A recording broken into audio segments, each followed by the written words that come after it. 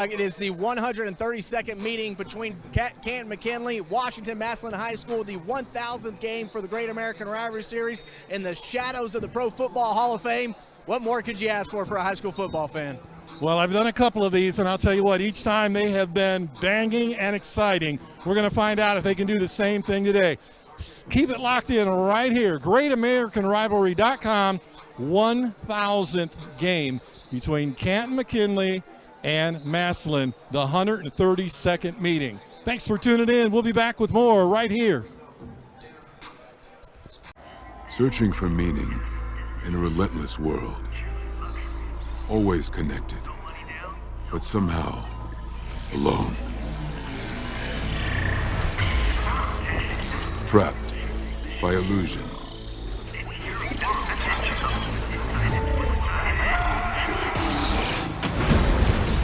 We offer another path where the battle to belong begins. Awakened by a calling. United by purpose. Defined by the cause you fight for. It's not about you! Work together, get over the hump! No one can ever take away You earned this, Marine. what it means to be among the few, the proud, the Marines. One more. One more.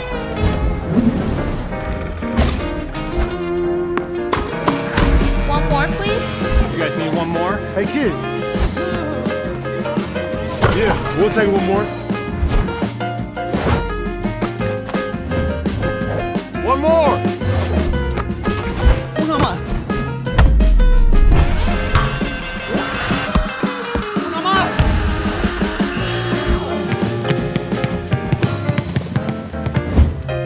One more. One more, guys, one more. Set, play.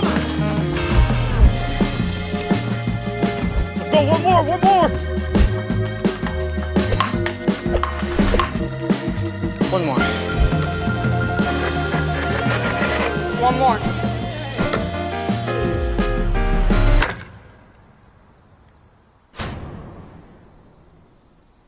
Oh, one more.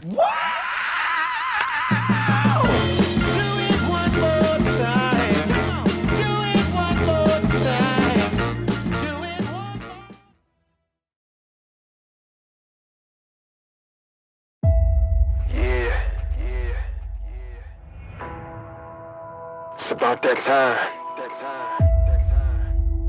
When two of the greatest rivals in history put it all on the line. And I don't care where we play.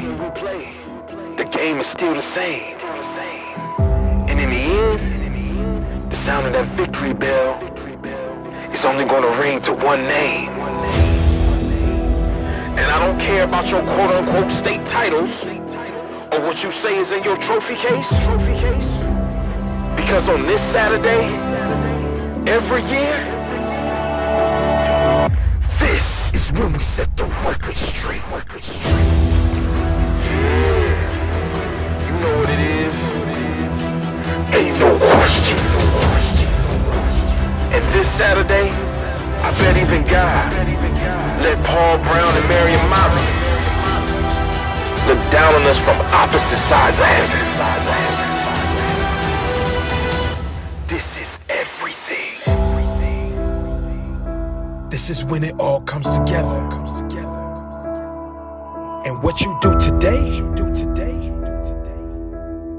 will last forever. This is your moment. We are a great American rivalry.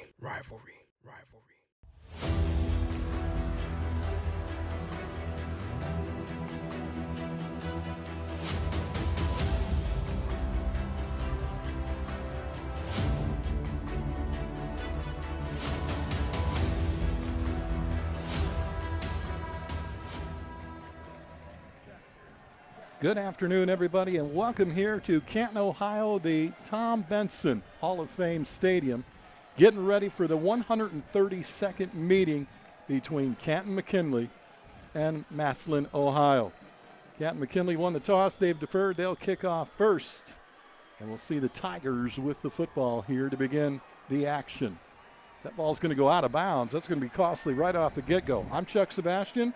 Alongside me is Will Osborne. And, Will, that is not the way you want to start the game. Yeah, not the way you want to start a big rivalry game, as Massillon will open the game with the ball first there, led by their head coach, Nate Moore, coming in today with a 7-2 record. Coach Moore in his 7th season at Massillon Washington High School. He has had quite the success against his rival from across town. He is 5-1 against McKinley. The Tigers have won the last 5 meetings in this rivalry matchup, and they are led by their freshman quarterback, Jalen Slaughter, who took over in Week 5 due to injury. He's been the Tigers quarterback ever since, and they're really making him comfortable. He doesn't throw the ball, doesn't have a lot of attempts, but he's very efficient. He's going to lean on his running game a lot tonight with Camden Beasley and Freddie Lennox. Watch for those two to have quite the game here today for the Massillon Tigers. Well, you mentioned the young freshman at quarterback, and he's got 2 in the backfield between Beasley and Lennox Jr. And this Lennox Jr., they say, is quite the player. Matter of fact, a 2-way player. So we'll watch for him also on defense. But right now, it looks like they're going to line it up in the shotgun. Is Slaughter waiting, but for some reason the referees had a timeout there. Ball was placed at the 35 because it went out of bounds on the kickoff. And they're just changing hash marks. Trying to figure out where they want to, which hash they want it on. He will start in the shotgun with 3 wide. 1 man in the backfield for Slaughter to his right. Off the hip. Handoff right up the middle. And he is taken down immediately by Braylon Miner, the nose tackle. Yeah, that interior defense for the McKinley Bulldogs is going to have to come up with a big game today, as Massillon wants to run the football, and they're going to run it right at them. But Braylon Miner, Nemo, Brian Foster, Stephen McNeil, the starting 4 for the McKinley Bulldogs front, defensive front, holds them to a short gain here on first down, as there's an injury on the field on the first play of the game. Yeah, we've got a Bulldog down right now, and that is, they call him Nemo, the nose guard. Sapapia, I believe, but I may be totally mispronouncing that. So hence the reason for the nickname Nemo. But he's the one down. He's got the right knee out, it looks like, is what they're looking at. So here's the entire scenario of this game. 132nd meeting. This dates back to the 1800s, which is just bizarre to think about when you want to think about football going back that far.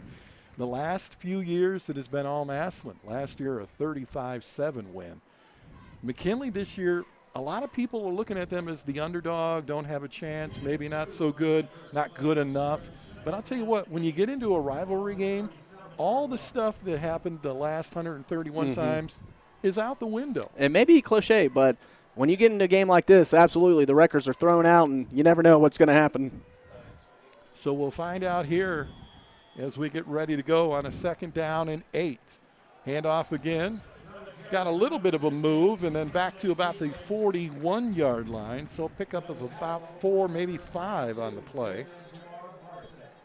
Yeah, get a good push from his offensive line, number 61, Reese Turpin, making a hole on the left side of that line, allowing for the tailback to make a nice jump cut at the line of scrimmage, and find room as we're going to have our first 3rd down situation for Massillon on their opening drive. Free safety Harold Fannin Jr., you'll hear that name a lot, making the tackle on that play. 3rd down. High snap, handled completely, but roughed up in the backfield. Ball comes out. It is on the ground. McKinley says they've got it. We'll wait and see, but I believe they do. They're going to say Slaughter got on top of that ball, but he was hit immediately. They broke that play up quickly. Brings up a 4th and 8, and they will have to punt this ball away. And Shane Rue will be called on early here with 10:46 left to play, first quarter action. Yeah, I think that was Stephen McNeil who came through, as they had 2 fullbacks lined up on the left side, motioned them both to the right, and McNeil just shot the gap on the weak side of the formation and delivered a huge blow to the ball carrier. A 3 and out on Massillon's first possession. So a good snap.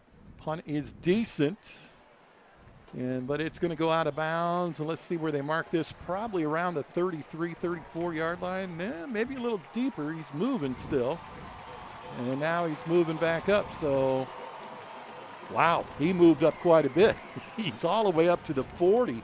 So that ball, maybe about a 35-yard punt, give or take. But both teams having trouble with the kick going out of bounds.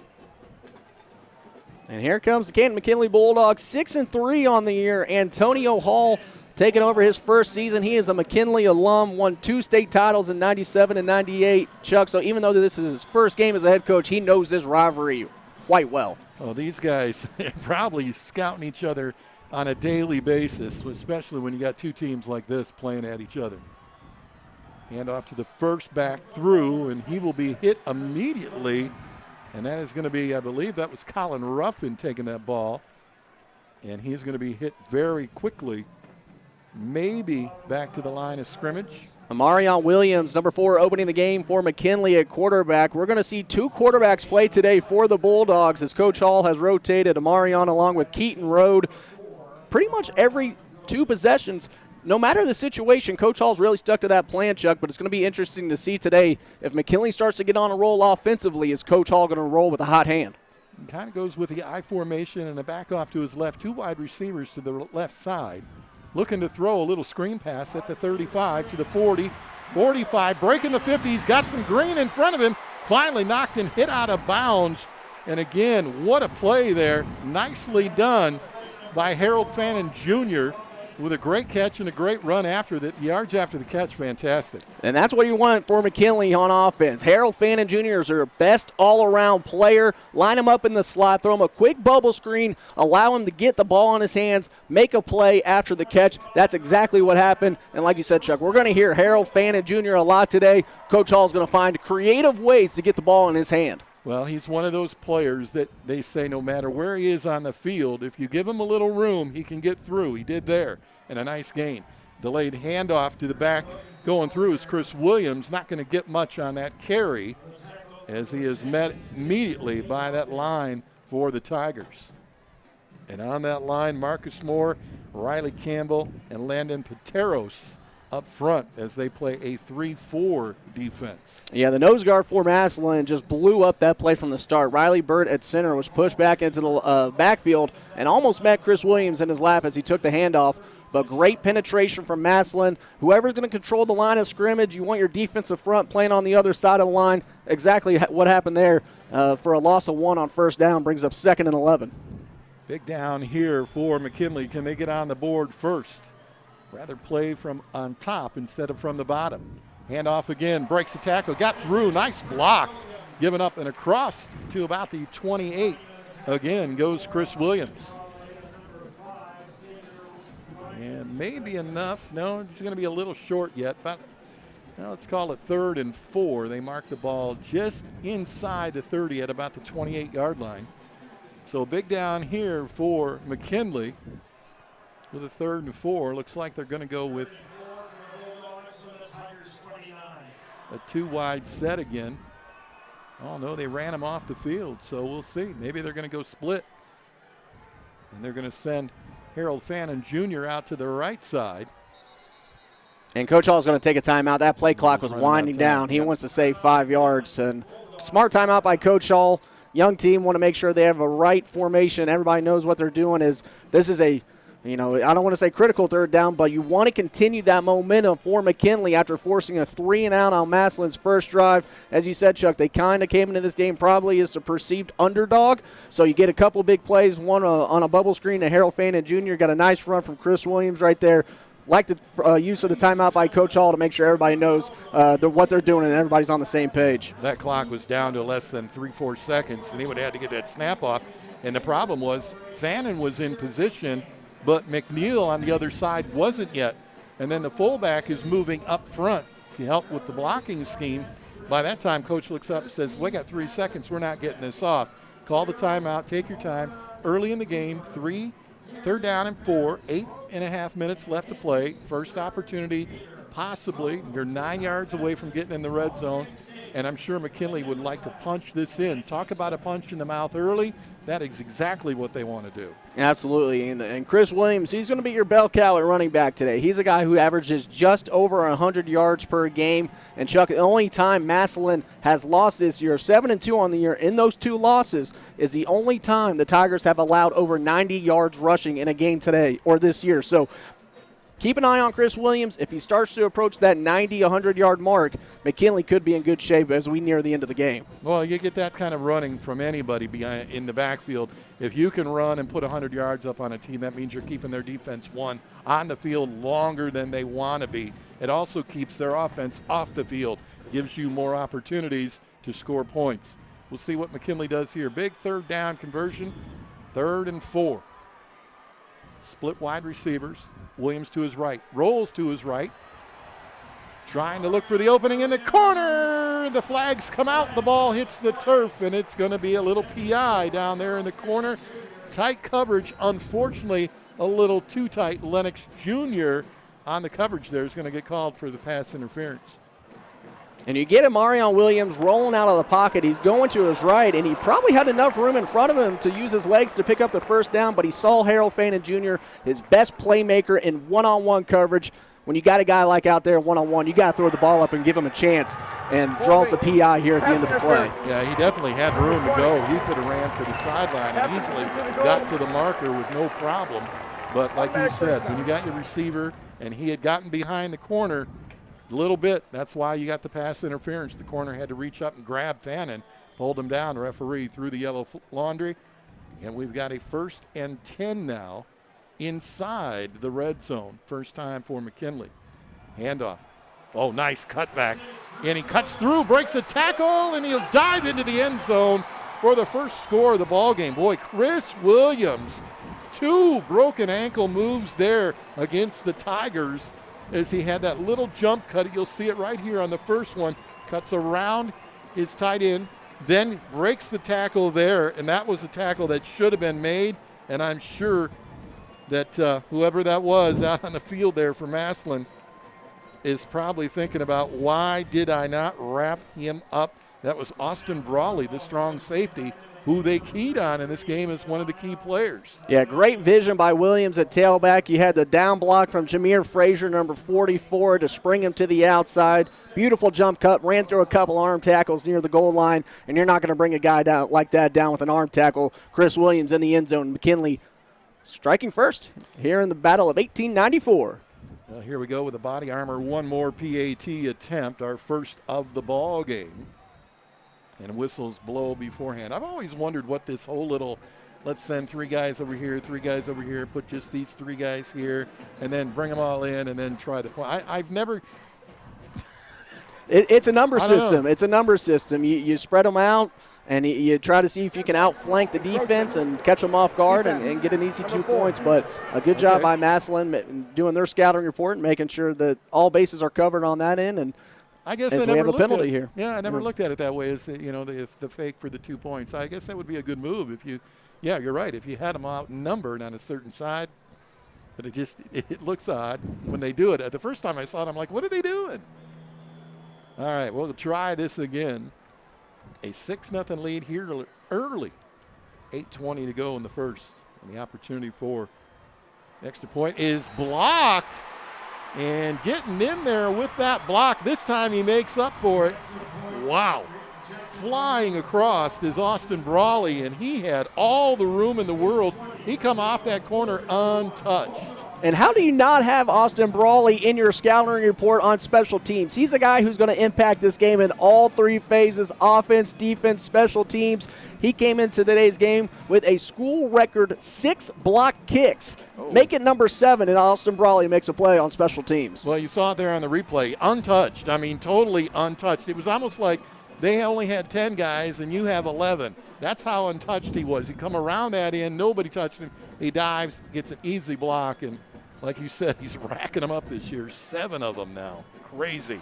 So it's just a 6-0 early lead for the Bulldogs. And now the Tigers will get another opportunity, and we'll see if they can't turn it around. But a really nice drive by McKinley. They look good.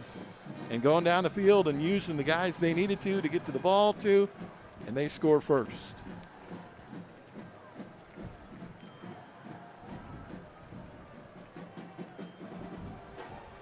So we'll set it up here.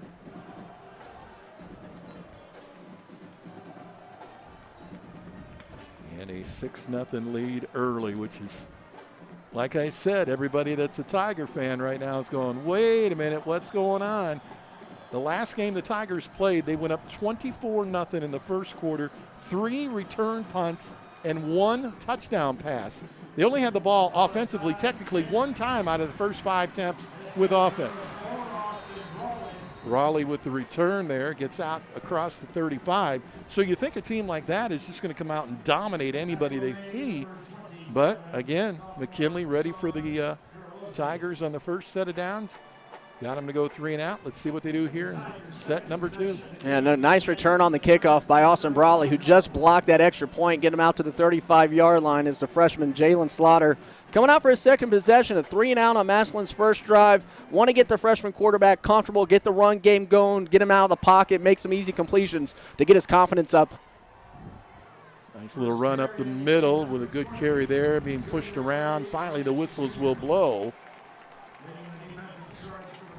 And trying to get through there was Freddie Lennox Jr. Well, boy, that front 4 right now for Canton is really, really strong right now, pushing the Tigers off the line, giving that opportunity for that running back only to have just a step or 2 of room to move in.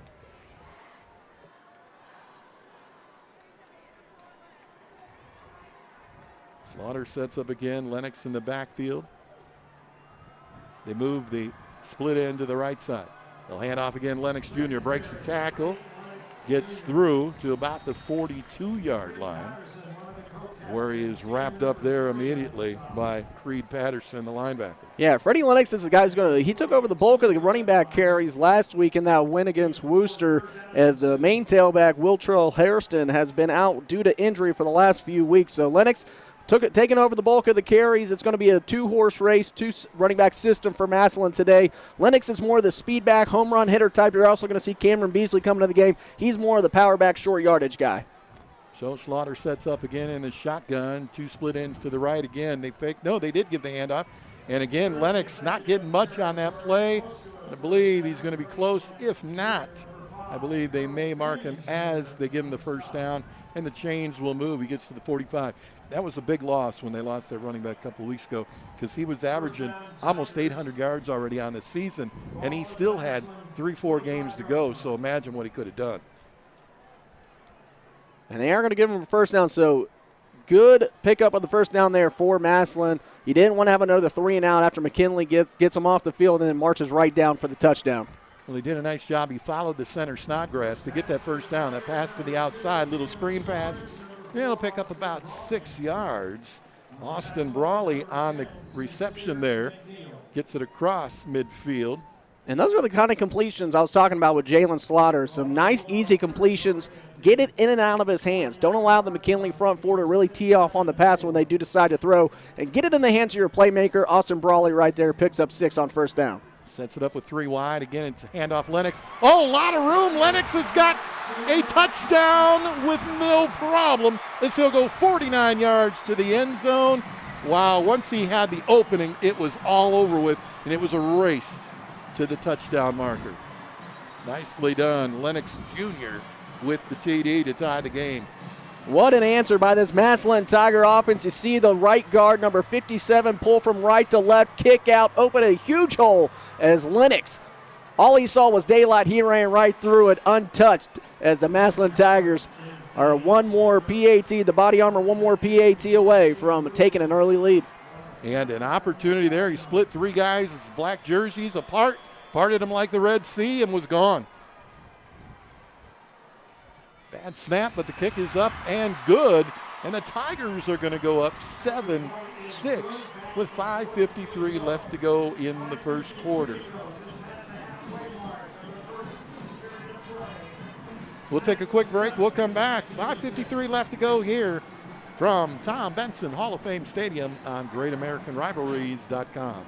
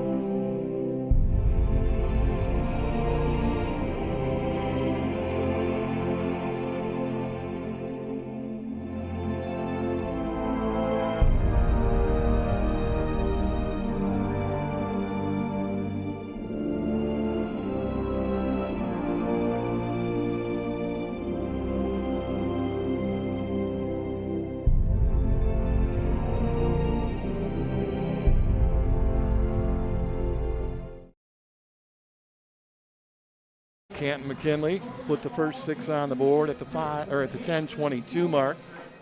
Tigers answer here at the 5:53 mark, plus the PAT. They lead it by 1, 7-6, in a very close contest here. First quarter action. Beautiful day for football, 49 degrees, maybe 50. A little bit of cloud cover, some sun trying to peek through. Absolutely perfect temperatures and a perfect, beautiful scenery of folks in the stadium, probably close to 10,000, maybe even more stands. It holds 23.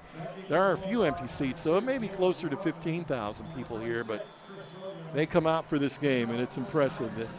That you think about it, it's still high school. Here's the boot to the Bulldogs. And a short boot picked out at about the 11-yard line. To the 20, to the 25. Wrapped up there by the Tiger defense. He's fair on special teams. He also plays inside linebacker. And McKinley will start on their 24-yard line here on the left hash mark. 1st and 10 with 5:47 left to go. Marion Williams sets himself up in the backfield. This time he's got Trayton Mackey in the backfield. This is another young man that they were talking about online. Look out for this guy. You see what he does. 2 wide receivers set with a split end on the right side. It'll be a handoff to Mackey. He'll go right side. Is not going to get anywhere. Immediately wrapped up, and a nice job defensively by the Tigers' Camden Beasley to get in there and wrap him up before he got back to the line of scrimmage. Yeah, great show of speed by Cam Beasley coming off the right side. They tried to run away from him, but Beasley did a nice job taking a sharp angle toward the ball carrier. You see him coming off the right side. They think they're going to run away from him, so he's an extra defender. We don't even need to block him, but great pursuit by Beasley to track down the ball carrier for no gain. Gets in behind him, hauls him down, and they'll call it 2nd and 10. It's about 2nd 10 and a half. They put the ball just about back at the yard marker where they started. 2 wide receivers to the left. Again, handoff left side this time. And pushing through again is Mackey, and this time only about a yard. Nice push from the defense up front there. And again, really the line that is going to have to be beaten is the Tigers. Their defensive front is a lot bigger, and there's more weight per pounds, I guess you could say, across that line. That time it was Nathan Depew. We got 3rd and 8 here. Obvious passing down. McKinley's had a great job done so far running the football, but see if they can pick up his 3 wide receivers split to the right.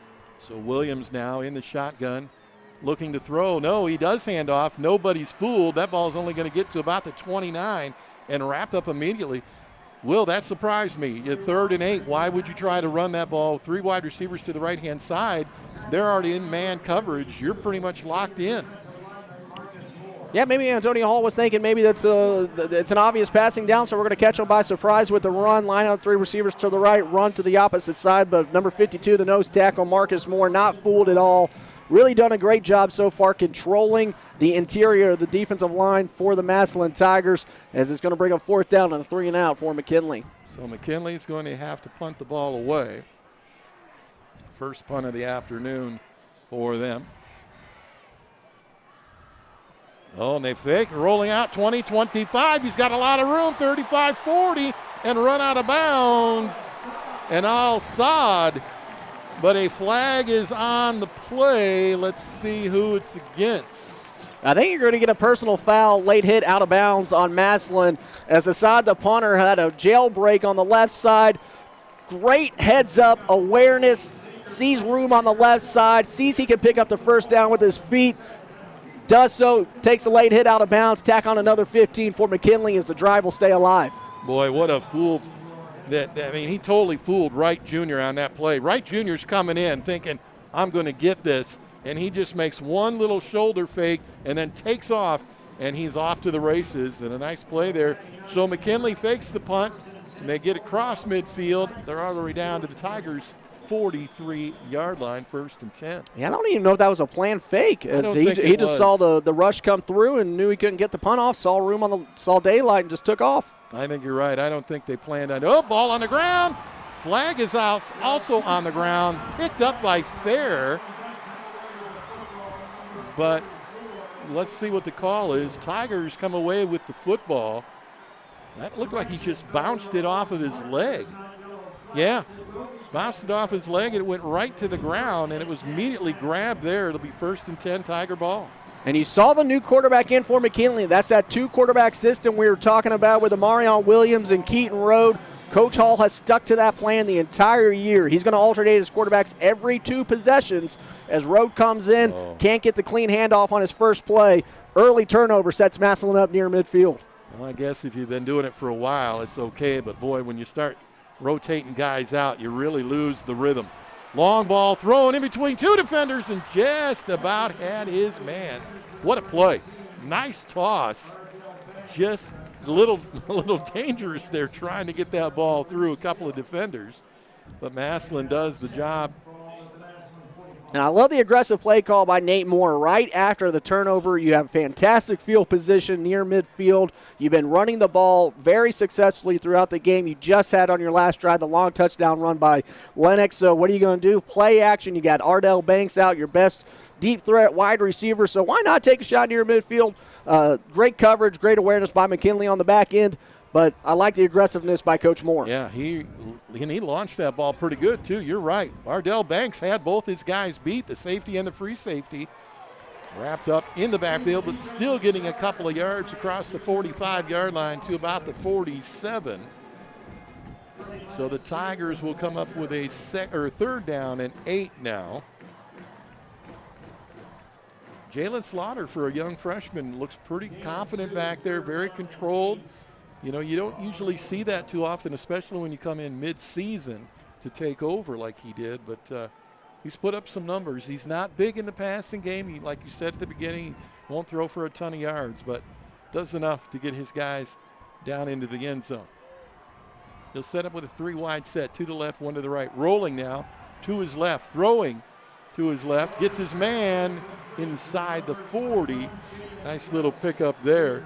It'll be enough for the 1st down as Jaden Welsh, the recipient of that nice pass from Slaughter. And great route run by Welch. He knew exactly where the sticks were, knew how far he had to go, did a great job getting his defender off balance, and Slaughter once again rolling out of the pocket. He's a left-handed quarterback, so let's roll to the left, get him a nice view to make an easy completion for the 1st down.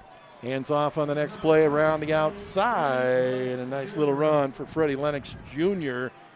He'll pick up almost 8 there, it looks like. Looks like it'll be about a 2nd down and maybe 1 or 2, depending on where they give him the spot of the ball. Maybe a little shorter. They move him just inside the 35. So 2nd and 3, ball placed on the 34-yard line of McKinley. And again, very quick, back to the line, ready to go. Through the line is Lennox Jr. He's met immediately. He might have got maybe a yard. Foster with the tackle there coming through. And we've got a player down for the Tigers. Sam Snodgrass, number 53. That's the center, Sam Snodgrass. And he is writhing in some pain there, Will, and this does not look promising at all. Of course, the backup for Sam is Nick Paul, number 56. We'll see if the Bulldogs bring him out. Let's take a quick 30-second timeout for an injury here, and we'll come back. More coming up. 7-6 lead. Tigers over the Bulldogs on GreatAmericanRivalries.com.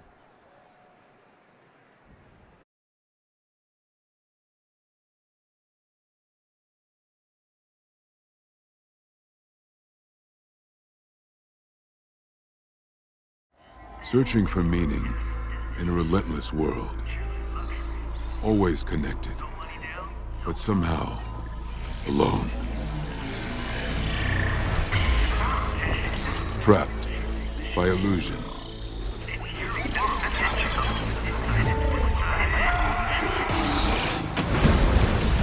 We offer another path where the battle to belong begins. Awakened by a calling, united by purpose, defined by the cause you fight for. And it's not about you. Work together to get over the hump. No one can ever take away You earned this, Marine. what it means to be among the few, the proud, the Marines.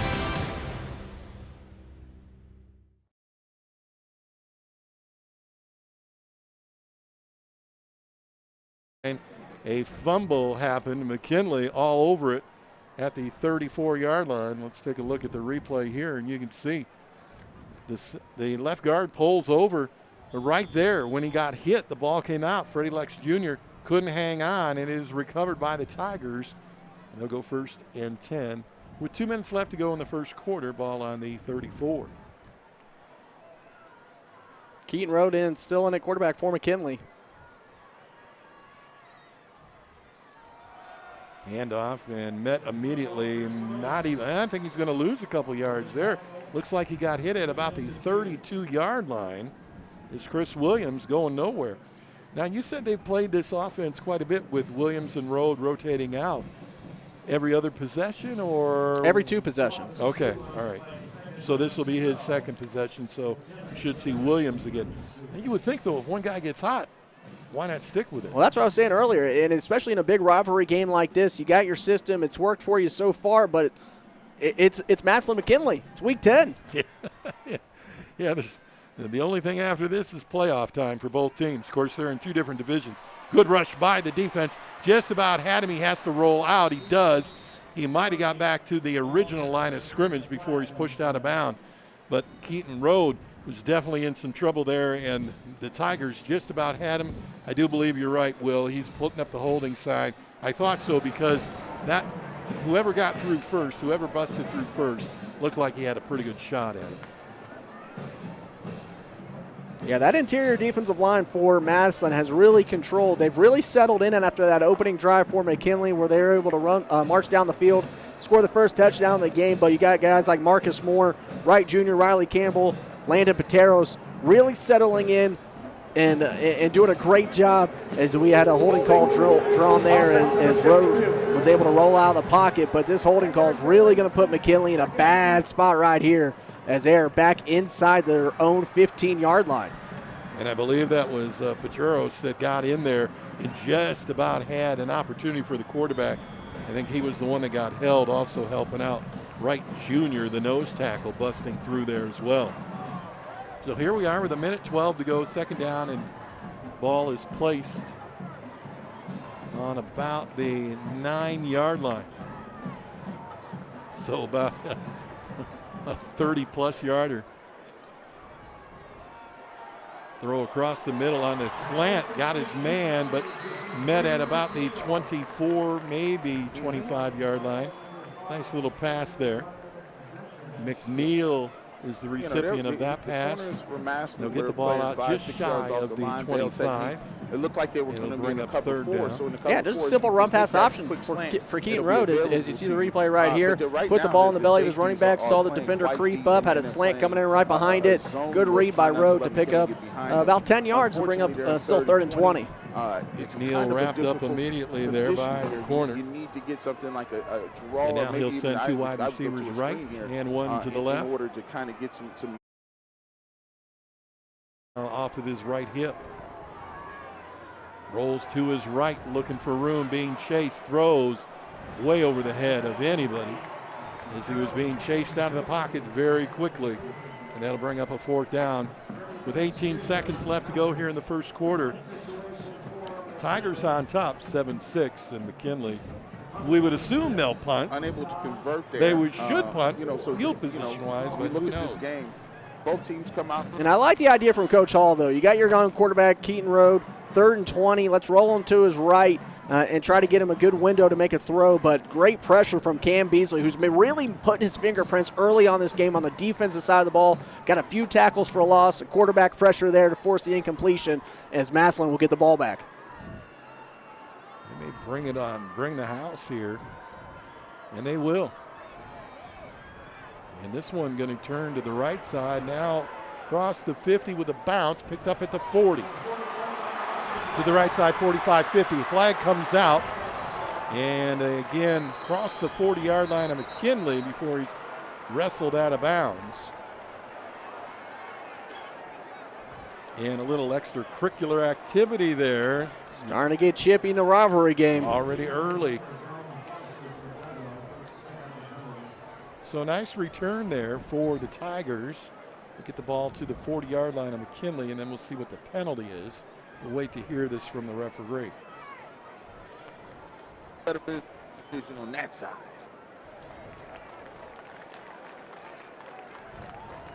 So it is going to be a holding call against the receiving team. This will back it up from the spot of the foul. Ooh, wow.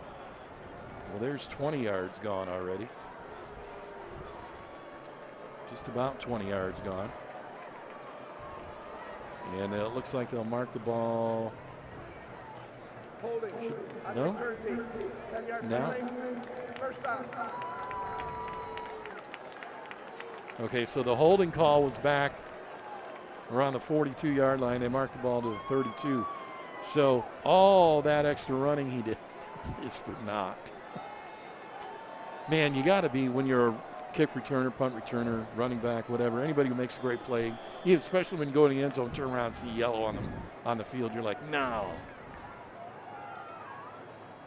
4 wide receivers set, break through the middle to the 45 and roll down. Nice little run there. And boy, I'll tell you what, the holes that have been opened up by this offensive line have been huge at times. There's Camden Beasley. We just mentioned him on defense, really making an impact. Gets his first carry on offense here tonight. Like I said, he's more the power back. Lennox is the speed back. But the holes the Massillon offensive line is creating early on, really making an impact. We're going to take a break. First quarter is over with 7-6. When we come back, Tigers with the football right here on GreatAmericanRivalries.com.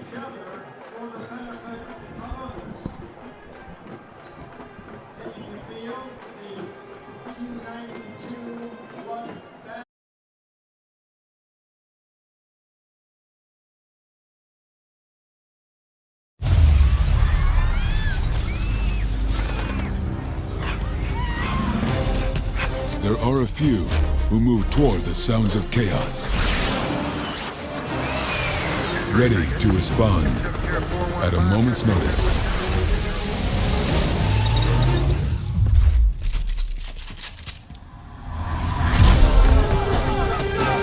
And when the time comes, they are the first to move toward the sounds of tyranny, injustice, and despair.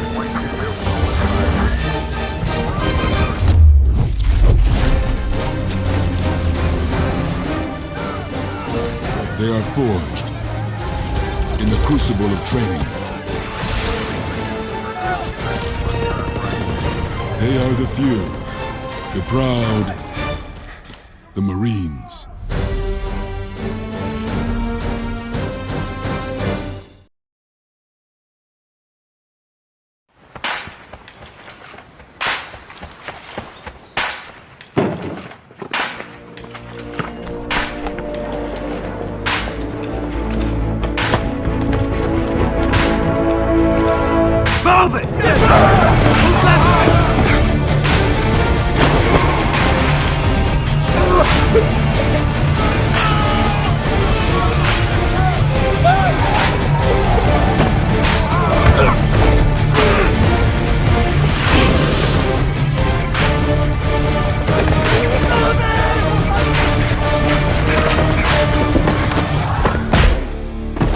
Many will hear the calling. Few will earn the title. United States Marine. The few, the proud, the Marines.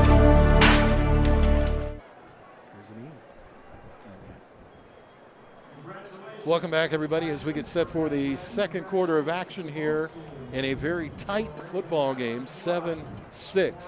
McKinley scored early after the Tigers went 3 and out. They went right down the field, scored, but the extra point was blocked, 6-0 lead.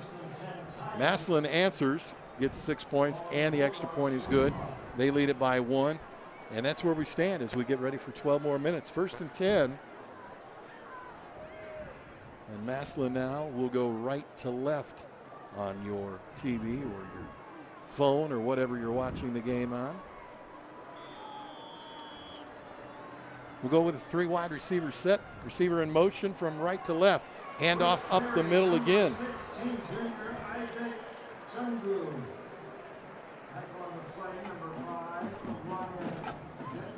Carrying that ball. I'll have to look for that one. I don't have them on the number. There's Beasley again with the carry there. My apologies. 2nd down and 4. Same setup in the reverse, though. This time they'll move the split in motion, move him to the right side. Hand off again to the right side.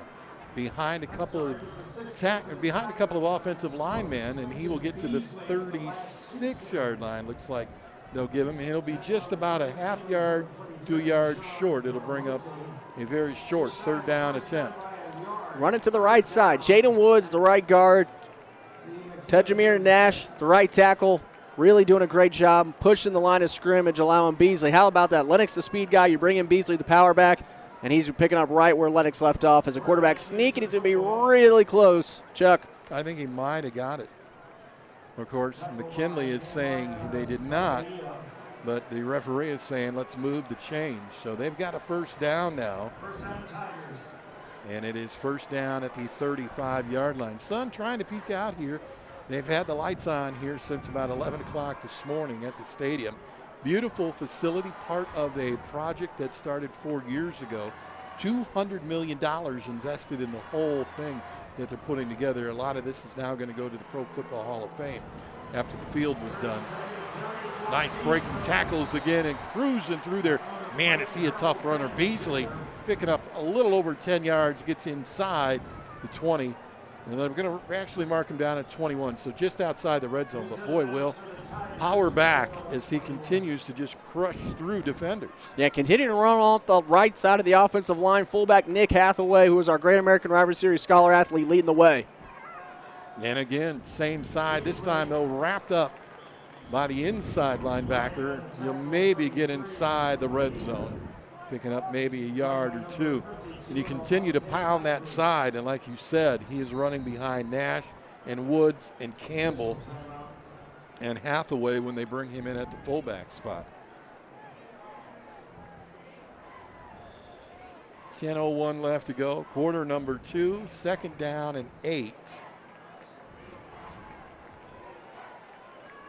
And they haven't started the clock yet.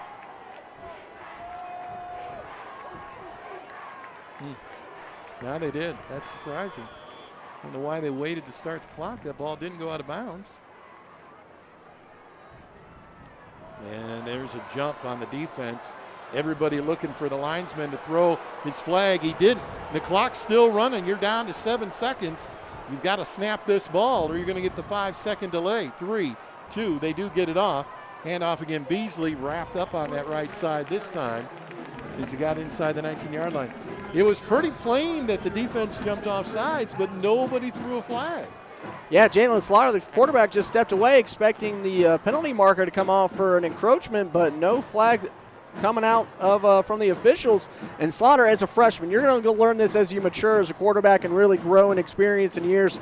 You got to be able to stay under control and make sure you stay aware of the play clock and your surroundings when a penalty you think is going to come in doesn't come in your way. Yeah, he's got to keep going in that situation. He should have. He might have had a better opportunity had he. Well, there's a screen behind the line, grabbed from behind the line, not going to get anywhere, and they yank him down. Austin Brawley is going to be yanked down. Big time play by Colin Ruffin. The cornerback read that well. That could have been a fumble because of the fact it would have been a backward pass because he was behind the line when he threw it. And that was a play Massillon ran in the first quarter, a screen to Austin Brawley where he was able to pick up a good chunk of yards on the play. Great recognition by Colin Ruffin coming in from his cornerback position. You recognize the outside receiver goes and blocks the inside, expecting a one-on-one with Brawley on the outside. Good open field tackle. So they're going to try a field goal. They'll put that ball down at the 28. This is going to be a 45-yarder. And we're going to have Coach Moore come screaming in from the sideline. He wants a timeout. Just in time, too. Had like 1 second left on the clock.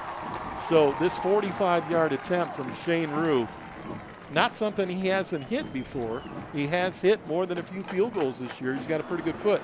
We were watching earlier, Will, in practice before the game started.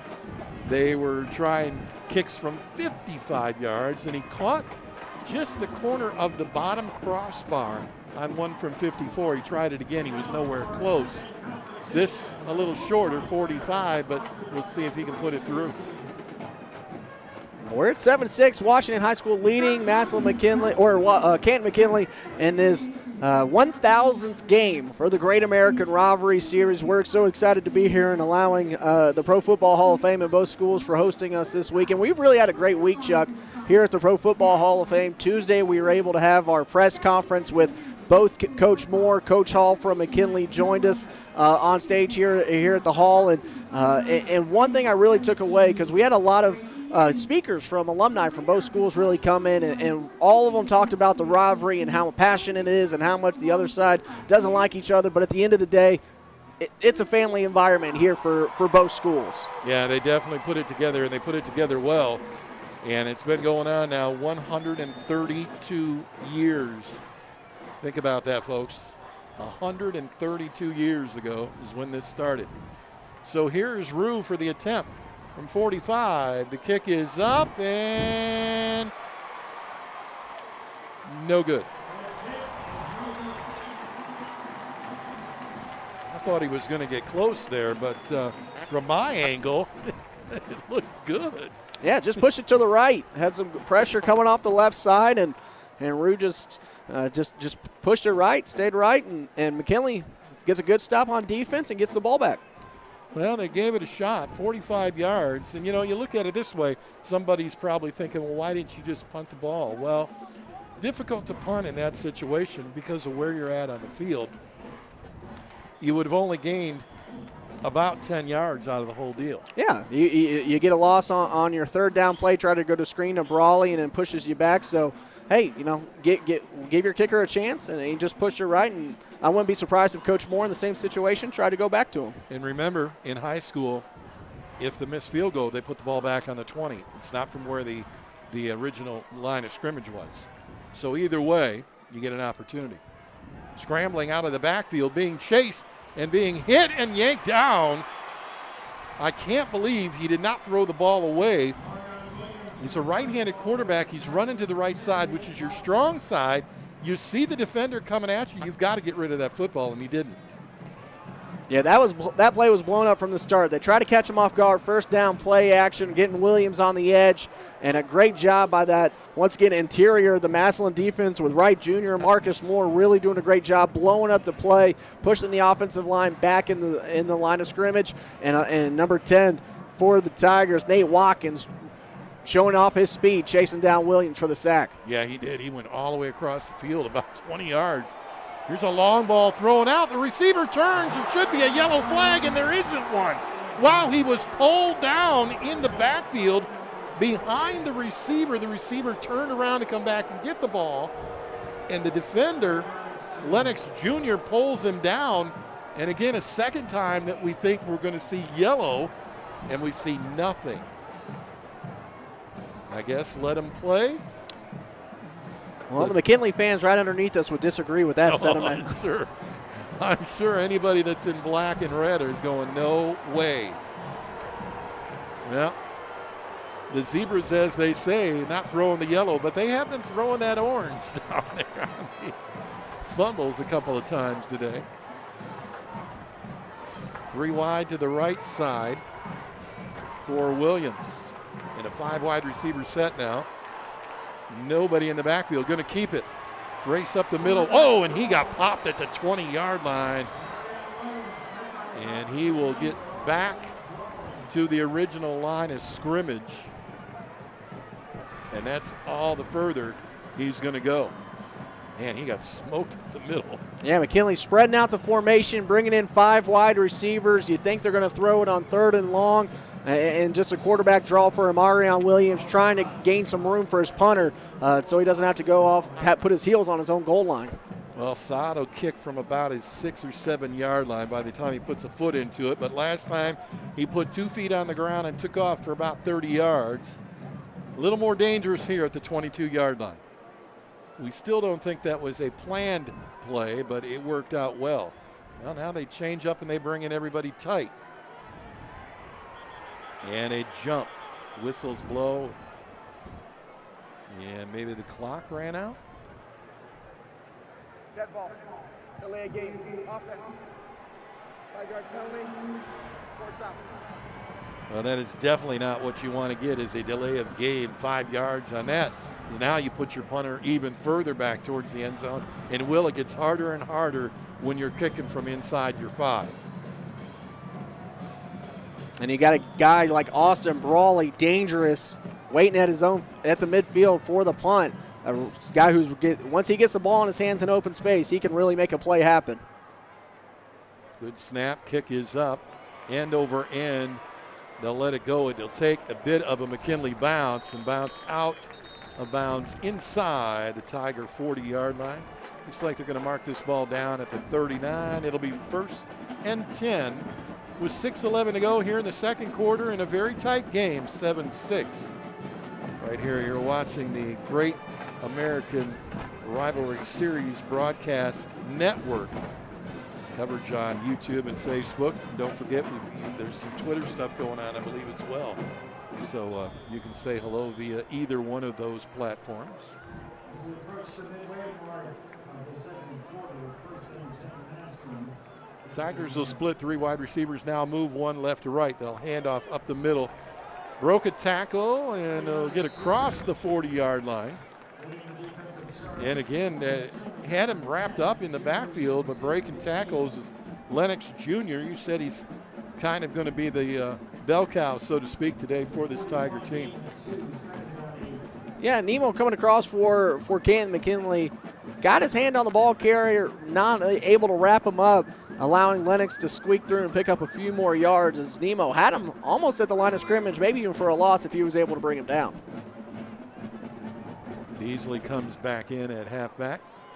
And they'll run 3 wide again, split into the right side. They'll hand Beasley. It's a double reverse. Flip again. 40, 45, and across, and the ball comes out. McKinley's got it, but he ran right out of bounds. Flag also on the play. We'll see if it stands. But Sean Pirolazzi comes up with the fumble recovery. I don't think they're going to give that to McKinley. I think he gained possession as his left foot came down out of bounds. I think the ball's going to stay with Massillon. Watch it. Watch the left foot of number 27 as he went to go pick up the ball. It was out of bounds, and the referee right on top of it, immediately signaling it's going to stay with the Tigers. Yep, you're right. Foot out of bounds, so no recovery. Immediately, a couple of guys from the Tigers pointing to the out-of-bounds marker. Boom, there's the foot out of bounds when he picks it up. A little tough to see because of where the coaches are on the sideline, but as you look right there before he touched that ball, cannot come in and grab it, or he could have grabbed it and had the foot out. Either way, it stays with the Tigers. We're going with the long pass, wide open on the left side. Oh, nice play, broken up though. Again, they're yelling for the flags.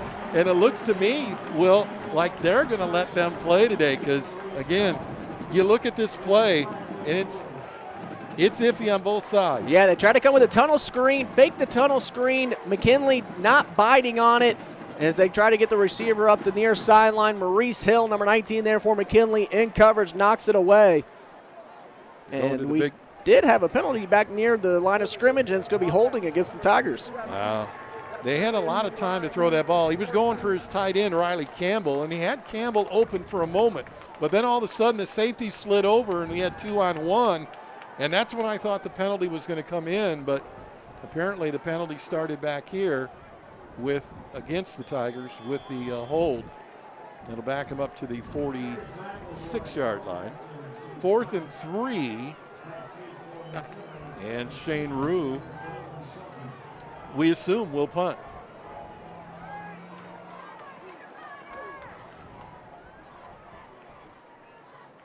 And he will. Good punt. Grabbed at the 25 and hit immediately. Man, down there quickly again on defense. He has been dominant on defense today, numerous ways. And, of course, that is Nathan Depew on the big hit there on the return.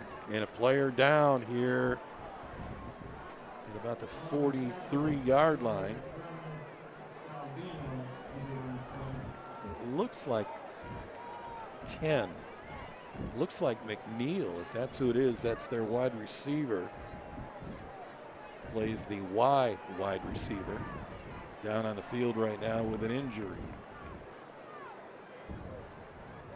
We'll wait a second or two and see if he's going to be down there a while or not. If he is, we'll take a quick timeout.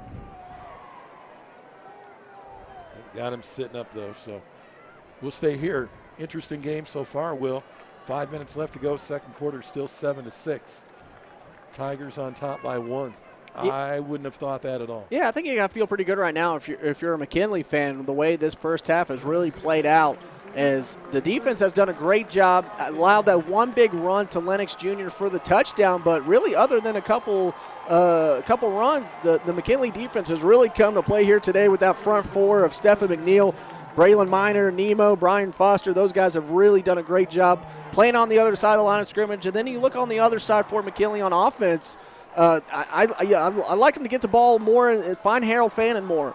He's a guy that can really make some plays with the ball in his hands. You've really tried to lean on that run game with Chris Williams, rotating the quarterbacks of Amarion Williams and Keaton Road. You got to look for number 5 if you're a Bulldog. All right, now that was not number 10. My apologies. It was number 30, and that was actually the punter that was down on the ground for the Tigers. So they have him listed as 30, but he wears 6, right? Number Dominic Salvino, the long snapper. Okay, Salvino. Okay, gotcha. All right, so Salvino, the long snapper, down. They got him up. He was able to walk off the field. And now McKinley will start. Shotgun formation, 2 wide receivers to his left side. The handoff across the 25. Chris Williams will pick up maybe a yard before he is met again by Wright Jr. And boy, we have called this nose tackle's name like 4, 5, 6 times already in this first half of play. Go ahead. I was going to say Michael Wright Jr., the 5'11", 220-pound senior nose tackle linebacker. He's playing all over the field today for this Tiger defense. They line him up and nose. He can play off the ball at linebacker, really making an impact. Yeah, him and Nathan Depew have done a good job of coming in on that inside, not letting anything happen. There's that slant again, this time hit hard and the ball knocked loose. And a big hit there by the corner. And that again, Ryan Zetkovich, we haven't called his name, the free safety for the Tigers with the big hit. Another RPO for McKinley. Williams put it in the belly of his tailback, Chris Williams, decided to throw the slant behind it. The free safety does a great job and doesn't, it wasn't a vicious hit, it wasn't a legal head, didn't go to the head, so great job by the safety with a nice form tackle with delivering the blow. Yeah, wrapped up around the arms and the shoulders, knocked the ball loose, perfect tackle. That's what they want to teach you, keep the head up. Looking to throw again to the left side. Got his man beat, and he fought him off. Nicely done at the 30, 25, finally brought down at the 23-yard line. Catch. And wow, what a play there, and what a catch. Even with the defender draped on him, he still pulls it down. Nicely done. Well, we've seen these teams, both these teams so far have done a great job trying to take shots, trying to get the long ball going. Amarion Williams, once again, seeing one-on-one coverage on the outside with Sincere McNeil, number 10. Decides, hey, 3rd and long, let's throw it up to my big target, see if he can make a play for me as the Bulldogs knocking on the door right outside the red zone. Boy, he went up and pulled that down. That's over strength, over just making sure that he's going to get that football. And then another defender on top of him after that, trying to help pull him down the tackle, and still dragged him 8 yards. Ball carrier across maybe the 25. They may mark him back at the line of scrimmage. He's going to have to use his and they will. They give him maybe about a half yard, actually. I thought he lost more yards than he gained. And But they're again, playing something that I think is really difficult. Great to play beat. on You're the playing throw. two head-up techniques. Now let's see if they can answer and get in the end zone. And look to run against. I think you're going to have to throw the ball, and I think you're going to have to use the Too option wide to get again, outside. and one guy in the backfield to jump from the left side. That little jump's going to get the whistle blown. The other jump didn't. Interesting call there. But you could definitely see that Landon Pateros came across the line. And I think the line judge saw it pretty clearly too. Don't you hate that? Man, come on, man. You could have spread the love out. You could have said you didn't know. So a 2nd and 10. 2nd and 5 now because of the offsides call or encroachment call. Handoff, Williams breaks the tackle, got through, breaks another, and finally rolled down at the 2-yard line. Chris Williams with a big first down run, and it's first and goal for the Bulldogs. Tough runner from Chris Williams. You might be thinking, why do they keep running after that interior defensive line as they try to hurry the snap? They get it off. But Massillon right there, and we're going to have penalty markers come in flying, I think, for too many men on the field. But back to Chris Williams. You keep, maybe as a fan watching the game, you're here watching the, why do they keep running it inside? Why do they keep trying to attack this Massillon defensive front? Well, and many times you just keep cracking, you keep beating on the door. One's going to break through eventually, and Chris Williams right there with a big run will get them inside the 5-yard line from the as we await the penalty. Yeah. Walker, Burt, Edwards, and Ivory, that front line for Kent McKinley, they opened up that hole. And once he saw it, he busted through it. Then he broke a couple of tackles to pick up another 4 or 5 more. And now he's got his team first and goal from the 1. 2nd and goal from the 1. In this game, I'm going to take it when McKinley won the toss. Remember, they won the toss, elected to defer, so they'll get the ball first to start the second half. Hand off again, diving I think over a he's couple down of at the guys, 1. but he missed it, yeah. Yeah, boy, good, big time. Marcus Moore got in there and kind of blew that up in the air, literally lifted him a little bit so he couldn't get across the goal line. Thank you. And that was the reason he didn't get in. 3rd and 1. And we're going to jumped again, but was he drawn off or did he jump? That'll be the question. I think they're going to get another encroachment for Massillon. Well, yeah, encroachment the call. Massillon just trying to get a jump on the snap. You're already inside the 1-yard line. Can't move them forward much further, so might as well try to time the snap. 6-inch line. Marcus Moore jumping early there, trying to get underneath that Why not just go red offensive block, line? Quarterback sneak. Because you know they're going to go and hand off and try to go right back here. up over the top again. See if maybe he tries to hurdle. Nope. Following everybody, but I think he's going to get pushed back.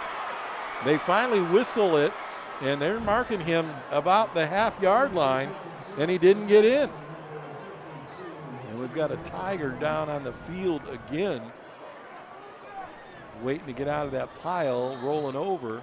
That's Camden Beasley. That's Beasley, and that is not something they want to see on the field right now.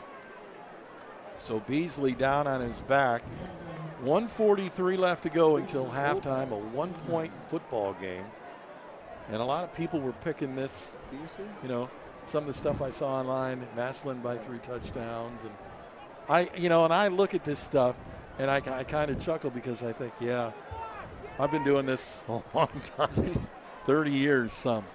And you go into these rivalry games and people are like, oh, their so-and-so's going to blow them out. And the next thing you know, they're all kind of looking at each other like, what's going on? Because we're getting our butt kicked.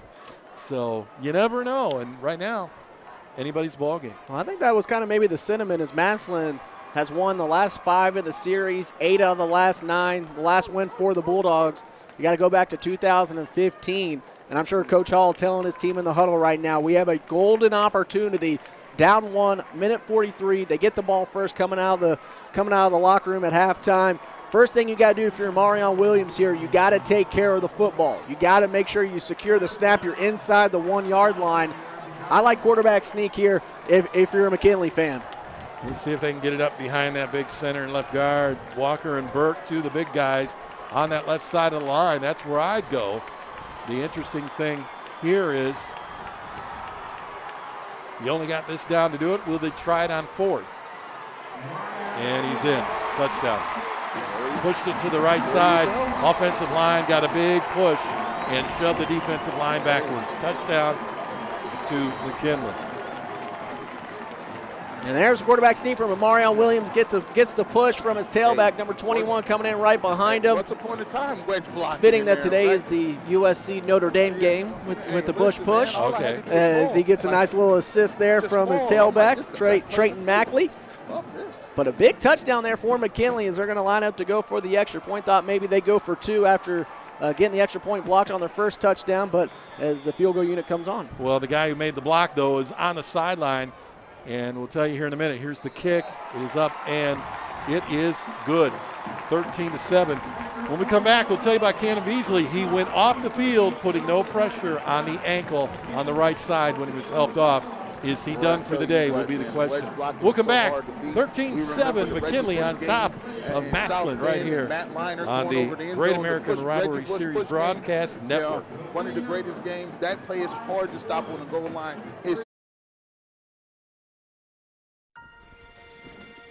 Your Marine Corps' way of life is to defend the American way of life.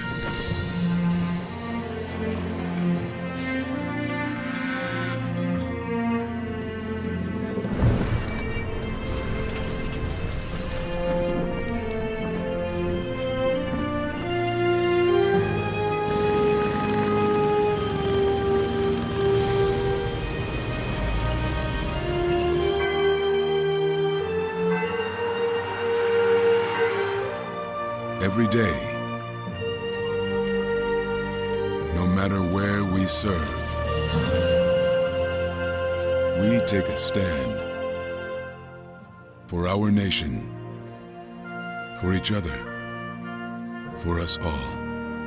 The few, the proud, the Marines. McKinley into a whole new different level. As we take a look across the field from our vantage point, Beasley still on that bench over there and that ankle being looked at. So Camden Beasley right now for the Tigers out of the ball game. They're down by 6 as McKinley will kick off here. But 38 left to go for Massillon. We'll see if they can get that ball back into the end zone. Make this a 1-point game again. Bouncing ball to one of the up men, taken at about the 28-yard line, runs across field to the 30, 35. And he will get to about the 36, maybe. See where they mark this ball, maybe 37. Bulldogs will go on offense. Last time had to punt that ball after getting that touchdown in the first quarter to get the lead here. And now McKinley is taking the lead back. And this is a big drive for Jalen Slaughter. Freshman quarterback playing in his first Massillon McKinley game. You're down 13-7, a minute 30 left to go before halftime. Really wanted to put together a good drive, end in a score, whether it be a touchdown or a field goal. You got to put some points on the board before going into halftime. He'll split his receivers, 2 on either side, and 1 man deep. And a whistle blows and the flags will fly, and I believe we're going to get maybe a false start. See what the referee calls. Dead ball. False start. Offense for 31. 5-yard penalty. First down. That's exactly what it is. So a 5-yard penalty will bring up 1st and 15 now. Ball placed at the 31. As a jump from the offensive line. Please reset the game to 1:30. Game clock to 1:30. Move the game clock. They'll give it an extra second to 1:30. Man, that's rough. Man. And every second counts. Bring him a keychain or something, man. They put it back. We'll try it again. Slaughter in the shotgun looking to throw. He's got time, goes to the outside, got his man at about the 43-yard line. And Ardell Banks picks up his first reception of the day. And a nice little swing pass out there. Get it out of bounds, just keep going down the sidelines. They got 2 timeouts, both teams, so you got plenty of time, 1:25 left. Again, looking to throw. Ducks out of coverage, and then he gets ripped down. Quickly pulled down. He thought maybe he eluded that, but he did not. Back to the 35-yard line. Big-time sack for the Bulldogs. There's Nemo again. Coming in off the right side of that offensive line, breaking through. As Slaughter was looking to his right the entire time, was keying in on trying to get it to Ardell Banks again, but Nemo crashing in, collects a sack, pushes them back to 3rd and 11. Going to have to change the title of that movie.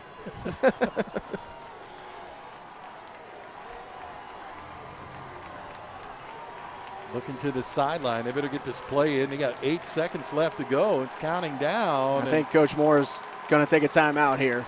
Going to wait till it gets down to the last second on the play clock. Calls timeout, which is kind of surprising why he waited. And he literally took about 12 seconds off the clock or better before he called the timeout. We'll take a quick 30 and we'll come back right here and see what happens in the final 37.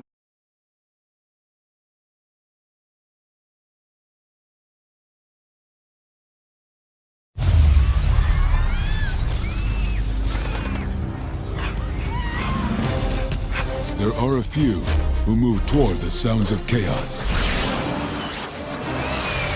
ready to respond at a moment's notice.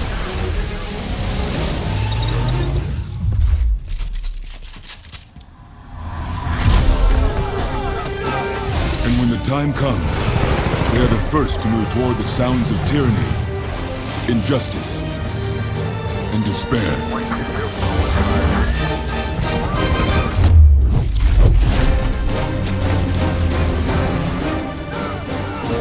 They are forged in the crucible of training. They are the few, the proud, the Marines.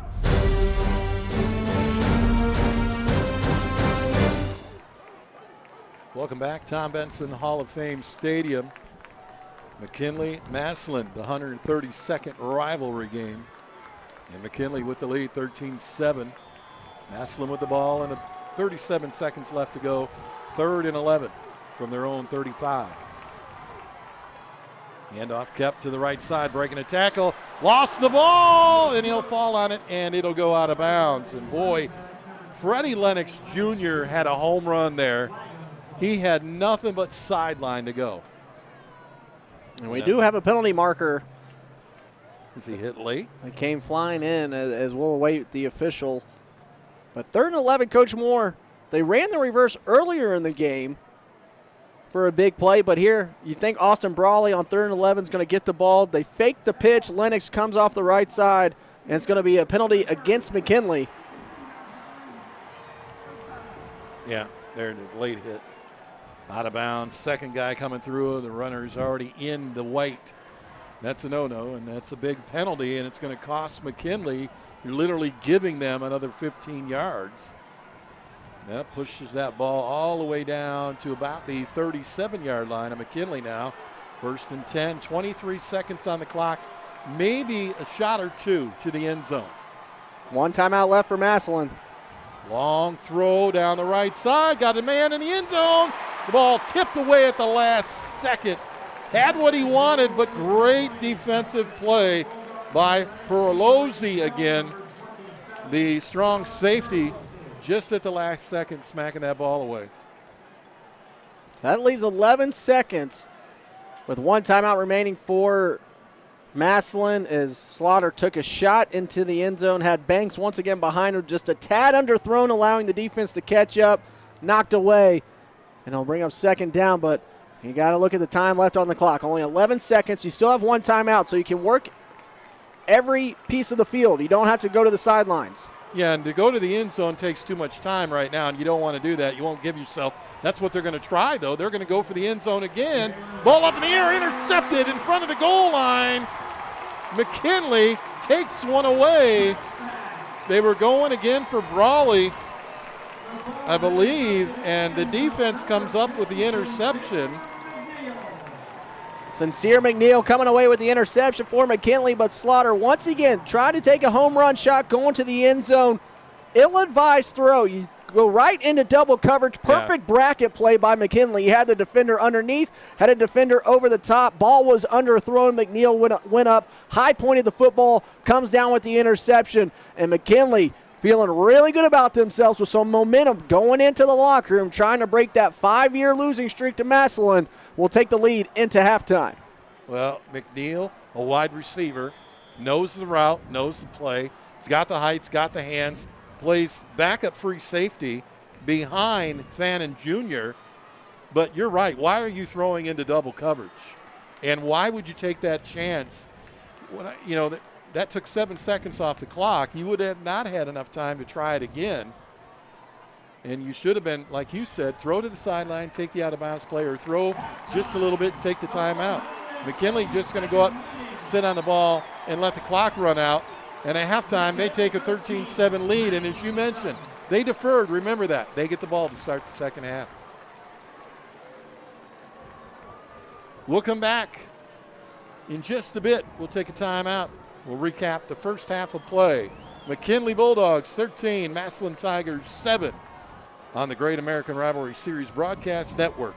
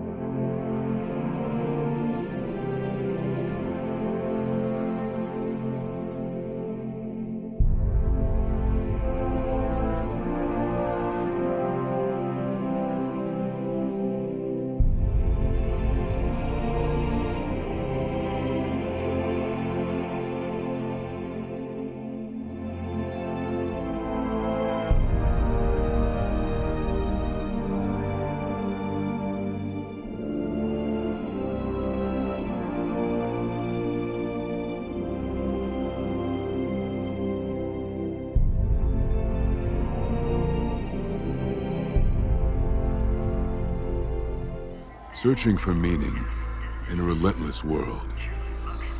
Always connected, but somehow alone. Trapped by illusion.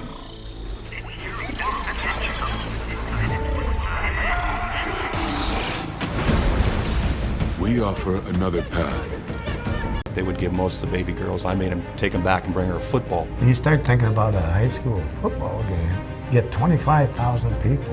And those people, most of them were, man, they're insane. Next to our home locker room was all McKinley fans, and the kind of things they were saying and doing wouldn't typically happen at a high school game. The Massillon fans wanted to share their unwelcome with us, both by voice and by gesture. It's true dislike, disgust, disdain. That's the McKinley Massillon fans. That's how passionate they are about that game. We had trouble figuring out who was going to go out of the locker room first. We're not taking the field until you guys take the field.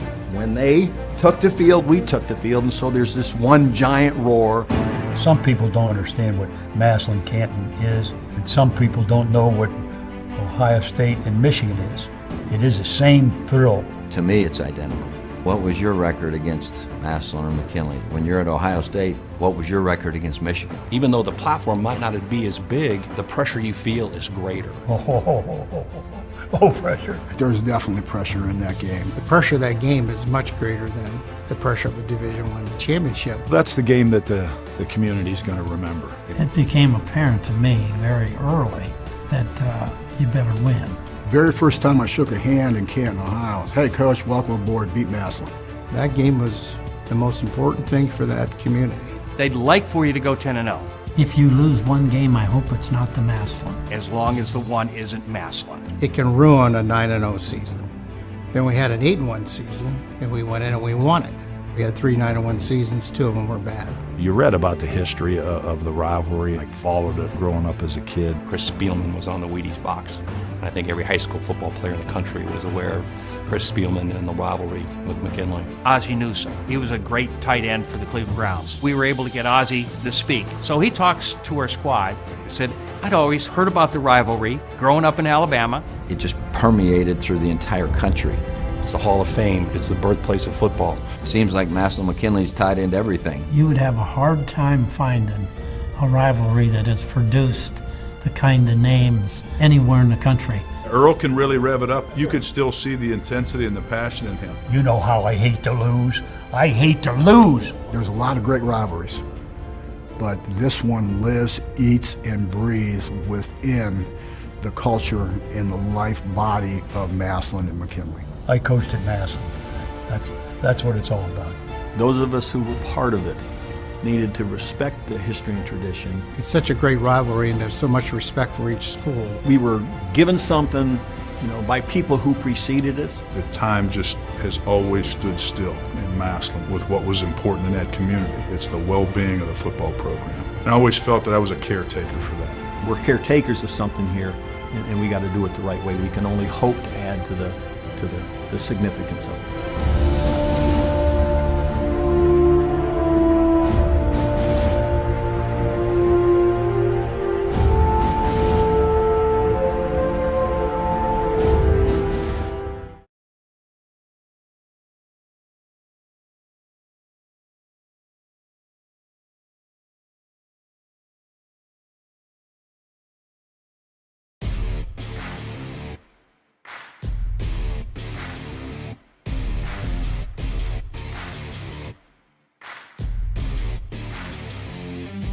Ellery Moore here, Massillon Tiger, graduated in 2000, played last season, 1999. Got to beat the Dogs 35-7 before I left. Got a lot of friends who bleed red and black, man, who I love, who I got a lot of respect for. The Antonio Halls, the Mikey Bennisons, just the Marlows. There's so many Kenny Petersons, so many guys, man, that I know from that city that I love and respect. But I'm a Tiger. And what comes with that is not just the conversation about state championships, not just the conversation about Massillon McKinley Week, about the Hall of Famers we got, the D1 athletes. It's just about who we are as a town, man, and what it means to this community every single year, man. It is what they breathe, what they eat, what they live for. And here in Massillon, man, the tradition, the passion, the love, it's written all over our walls every single day. Who we care about in this community, our kids, our legends, people who played before us, how we honor them every day. Just such a beautiful thing here, man. And it comes down to week 10. We got regular season 1 through 9. We get through that, and then we got a whole nother season that only lasts a week and ends about 5 o'clock on a Saturday at the end of the month, man. So when we get to this season, that week 10 against McKinley, this town turns up. The attitude turns up. The passion turns up. The energy turns up. I'm telling you, it is a special, special moment for both communities. And I am actually so happy that Antonio Hall, my family, my brother, who I love so much, is now leading those Bulldogs, man. It brings me goosebumps. That's the type of guy that will get them back into the conversation where they belong, because they do belong in that conversation. And that's week 1 through 9. And then when we beat them on week 10, then they can belong in that conversation after that. That's just the way it goes, you know what I mean? I think about what it means to be a Camp McKinley Bulldog. And for me, I just go through the process of playing youth football, middle school football, and then finally positioning myself to be a 2-year starter for the Camp McKinley Bulldogs. My senior year was the 1995 season. It was the 102nd meeting. We beat Massillon 24-21. I remember my stats like it was yesterday. I had 11 tackles, about 4 assists, and 1 interception. Picked off quarterback coaching guru George Whitfield. And actually, it probably was about right here. Massillon was driving this way. We're defending, and they threw like a little swing pass out in the flats, and I'm covering it in cover 3 as a strong safety. and I just saw the ball release out of his hand, and I just took a step up, bam! I picked it off, got about 4 or 5 yards, then got tackled, and it was that interception that changed the momentum of the game so that we could secure the victory. You know, now it's 2021. My senior year was 1995. And then you start thinking about this rivalry. You grow up kind of almost with a little bit of hatred in your heart for the other team. It's to the point I graduated from Kent State University in 2001. I started working for a place called Child Adolescent Behavioral Health. I had kids on my caseload at Massillon, and I would go to the Massillon schools before the week 10 and after week 10, so that way I had all my kids covered that I was supposed to see. That's how intense the rivalry is.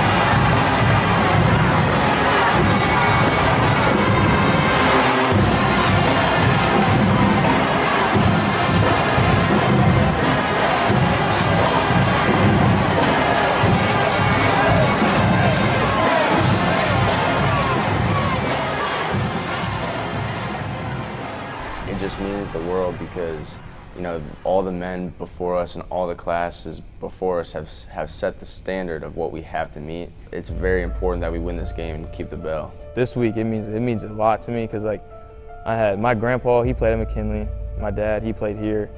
So, like, this is being my last one. We got to come out here. We got to win this, keep the 6-peat going.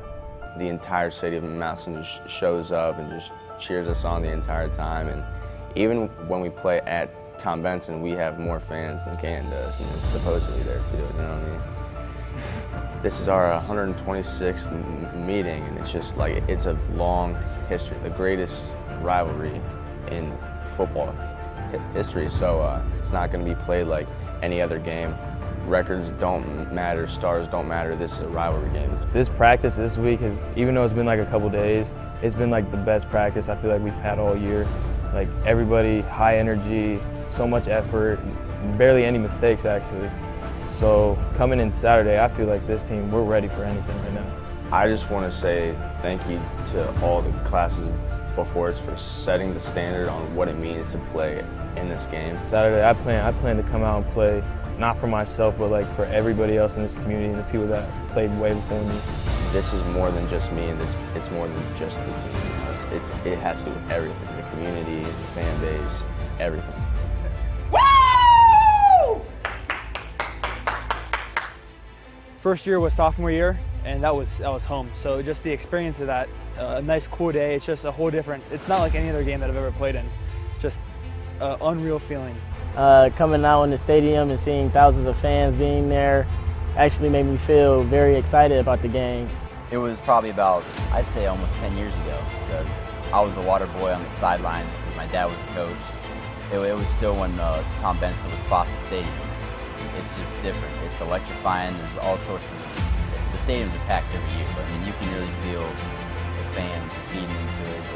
It's a great game. The atmosphere and the fans there were just amazing, and I just love being in the rivalry game. It was my first McKinley football game I can remember. It was a McKinley-Massillon game, and we came real close to winning. And then, like, since then, I'm like, man, I never really, like, seen nothing like that. I don't wear orange. No, that's not even a question. No. That's not even a question. Can't wear orange in the locker room. The hate for orange is it runs deep down over here. With football, it's week by week, day by day, play by play. That's what your main focus is on. But always when you're at McKinley, you got to know in the back of your head that week 10 or whenever it's going to be, but week 10 you got Massillon. So that's always that extra motivation in the back, knowing that although you got to focus on who your next opponent is or getting better that day, getting better that play, you always got to know that you have Massillon whenever they're on the schedule. That's always in the back of your head motivating you. This is going to be the most exciting game of my life because, one, I get to play in it for real this time, and I actually get to showcase what my team and what McKinley can do. I want to bring the belt back to Cam McKinley. That's all our goal. I want to shock them. I want to end this streak. I want to start the McKinley streak of winning the belt. Hey, get ready to party down Tusk. That's all I got to say. Get ready to party down Tusk. We got y'all. Pull up. We bringing home that belt. We bringing back the belt.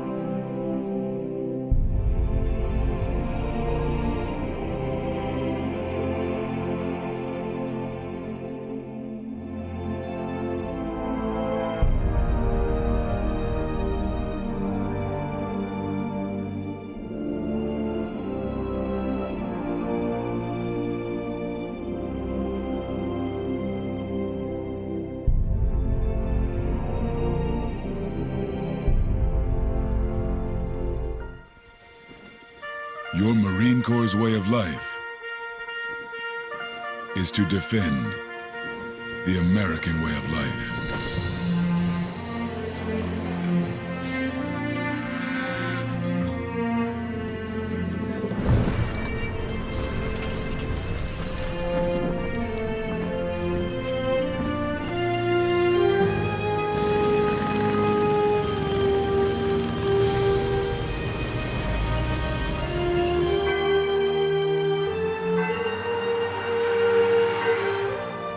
Every day, no matter where we serve, we take a stand for our nation, for each other, for us all. The few, the proud, the Marines.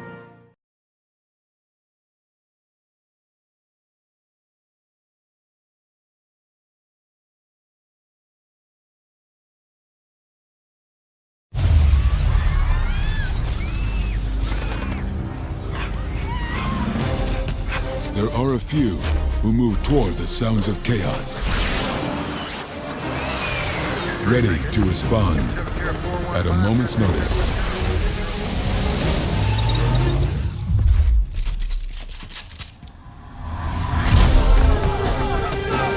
And when the time comes, they are the first to move toward the sounds of tyranny, injustice, and despair.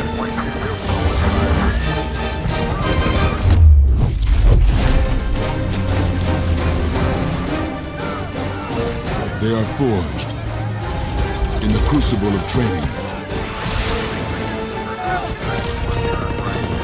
They are the few, the proud, the Marines.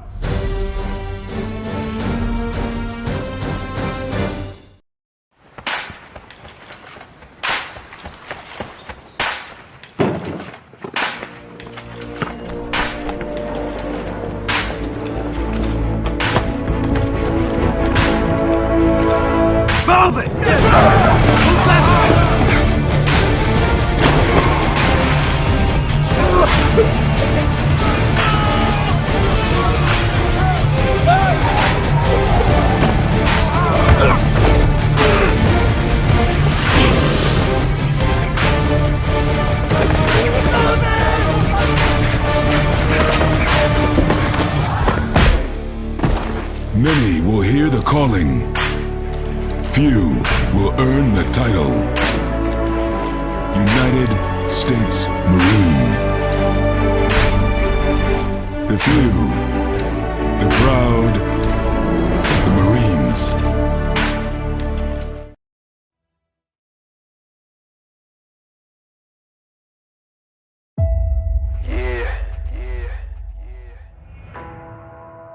It's about that time. When two of the greatest rivals in history put it all on the line. And I don't care where we play. The game is still the same. And in the end, the sound of that victory bell is only going to ring to one name.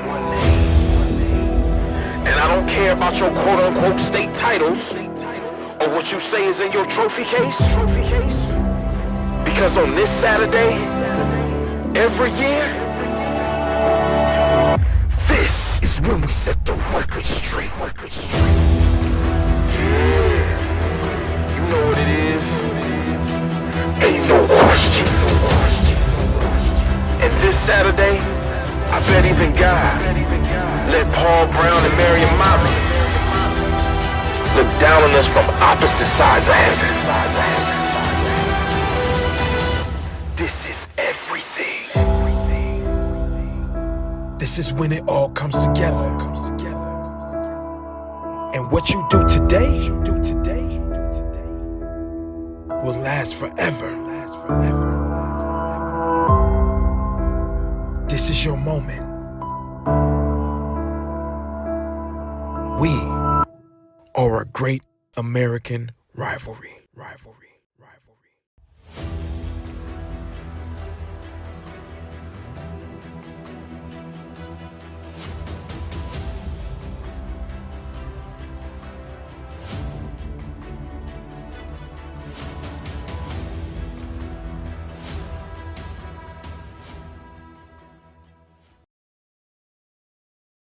As the halftime performances are over, and we're just about set for the kickoff of the third quarter. A couple of real quick stats to point out. Massillon right now on the ground, 22 for $133. McKinley 20 of 42. Total offensive plays 30 run by Massillon for 161, 26 for 128 for McKinley. Third down conversions, Massillon leads there 4 out of 8, but it is the red zone. 2 chances for McKinley, and they scored on both. Massillon is 0 for 1. On the ground, Freddie Lennox Jr., 85 yards. Camden Beasley with 55 yards for the Tigers. Chris Williams with 35 yards. But the score reflects McKinley with a 13-7 lead, and they get the ball to start third quarter. Will, what are your thoughts? Yeah, I think you got to feel pretty good if you're McKinley. Antonio Hall in his first matchup as head coach for the Bulldogs, going into the locker room with the lead, see how this first drive comes, if they're able to put some points on the board to create some separation. And if you're Massillon, you're doing a good job defensively. You're playing good defense. You're running the ball. Freddie Lennox is averaging 8.5 yards a carry. Get a stop here and continue to do what you do. Ball caught at the 4-yard line, up the right sideline, crossed the 30 and still going, and finally dragged down out of bounds. Really nice return of just about 35 yards there for the young man. So really good return, good field position for McKinley to start. And I believe that's where they'll mark this ball. First down and 10 at the 35. So as you mentioned, McKinley, they're already up by 6. Depending on what they can do on this drive, they can put points on the board. They can put it above 2 scores. Massillon, though, of course, all they've got to do is make a stop on defense, which they've done numerous different times today. We'll see how this works out. And Coach Hall sticking true to his 2-quarterback system. Keaton Road will start the second half under center for the Bulldogs. So Rowe with a full set there. 2 wide, 1 on either side of him. Hands off. Williams. He'll get across the 35 to about the 36, where he is wrapped up by Landon Pateros again, the outside defensive tackle. And they'll give him about maybe a little more than a yard. Second down, long 9. Or a long 8, depending on which way you look at it. Man on man, 2 wide receivers left side. Change and look to the sideline, get the play again. Yeah, Massillon not going to respect the McKinley passing offense quite yet. You got your safety playing right near basically as a linebacker in a man-to-man coverage on the outside. They are going to throw the ball, though, deep down the middle. Hits the defender in the back.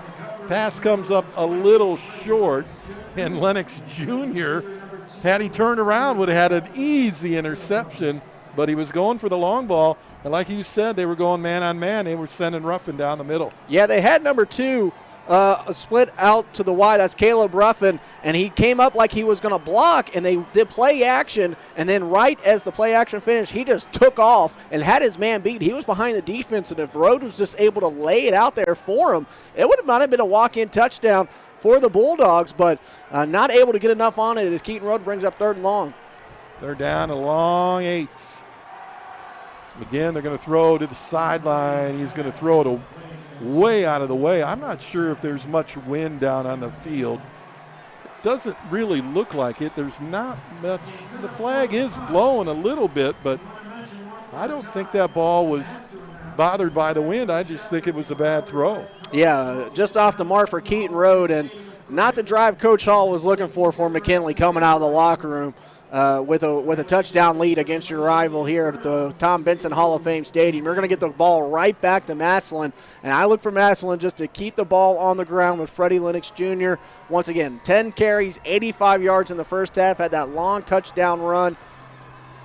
See if the Tigers can put together a drive to get right back in this game. So McKinley goes 3 and out. There's a squibbling boot there to the 27, picked up. 30, 35. He's got a lane. He's onto the right side. The flags are down on the field, though. Running down the sideline. He's going to be pulled down inside the 15-yard line, but I believe this one is going to come back.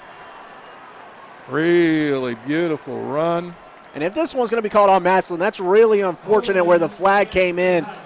And it's going to be holding against Massillon. But if you look on the replay at the bottom of the screen, the play is number 5 is going to be called on for Massillon. He's going to be guilty of the hold. That's Ryan Zenktovich. He is way far away from the play. What he was going to be doing was not going to be impacting the return from Austin Brawley. And that's what the coach will say, too, when he comes to the sideline. You bet. He's going to say, you were not even in the play. What are you doing? And you just cost yourselves probably 60, 65 yards.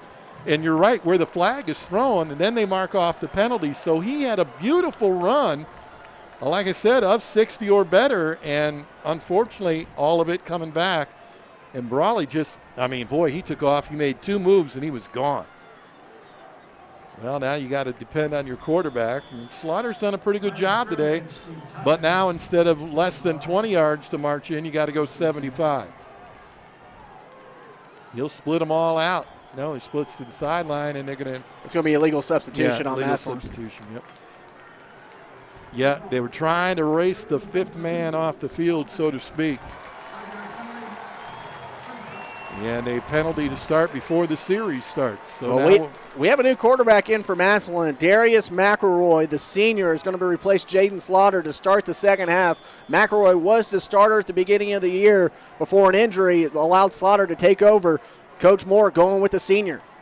So McElroy keeps it himself. Takes off right side. He's crossed the 25, 30, 35. Breaking tackles, 40, 45, and he'll step out of bounds. But again, you see the laundry. Back at the 19-yard line, it was thrown immediately. It's going to be another holding, and we're going to bring back another 25-plus yard run. And the crowd is into it now. Interesting decision. Coach Moore, he's going to bring in his senior quarterback. I don't know how long he's going to stay with it, but Darius McElroy, take the holding penalty out of it, showing his athleticism and his skill running with the football. And if you can bring in and have that kind of threat from the quarterback position to go along with the tailbacks for Massillon of Penix and Beasley, Lennox and Beasley, it could be a dangerous ground threat here for Massillon in the second half. Wow, he was throwing guys off him like nothing. 3-4 McKinley players couldn't bring him down. It looked like the king Derrick Henry the way he was throwing guys around. So McElroy back in the shotgun with 4 wide. Keeps it again. Delay up the middle, goes around the outside. Broke one tackle to the 20, 21 before he's brought down. Nice run just about back to the original line of scrimmage, but it is going to be a very long second down. Did you see how quick that hole opened up for McElroy? You got to give credit to the right side of that line. Snodgrass, Woods, Nash, they created a huge hole for McElroy just to run right through. Number 61 as well, Reese Turpin, the left guard, blocking down. Just open up holes for the for the quarterback to run through. You see the left tackle Lee just cleared his lane completely as they pushed everybody to the right. Now he'll roll to the right to the 20, makes the throw behind the receiver, and it'll fall incomplete. So McElroy, the senior member of this squad for the Tigers, coach feels, hey, you know, this is his last game in the regular season. Of course, they'll get playoffs next week. Both these teams are going in the first round of the playoffs. They will play in the first round. One Division I, the other is Division II. Well, now we're going to have Jalen Slaughter coming back in. So kind of like McKinley rolls their two quarterbacks, that might be the stance that Coach Moore is going to be taking as well. Yeah, 3rd and 14. Interesting call to bring him in. Scanders around. Got him wide open down the middle of the field. Yeah. Gone. 40, 35, racing, trying to get out of the hands of two defenders all the way down the 20-yard line. What a play. Ardell Banks, he made a fake block on the corner, and then he breaks away, and he's gone. Nobody was even near him. Slaughter had all day to throw this ball. They had Austin Brawley go in motion. You saw him go in motion from left to right, ran a wheel route up the right side of the sideline, and that's where the eyes of the defense went. They went right to Brawley, allowing Banks to come down the middle of the field, and Slaughter delivering a throw, and a big first down or third down conversion for the Tigers. Keeper. And back in at quarterback is McElroy. He'll keep it and get to about the 20-yard line, where he's brought down.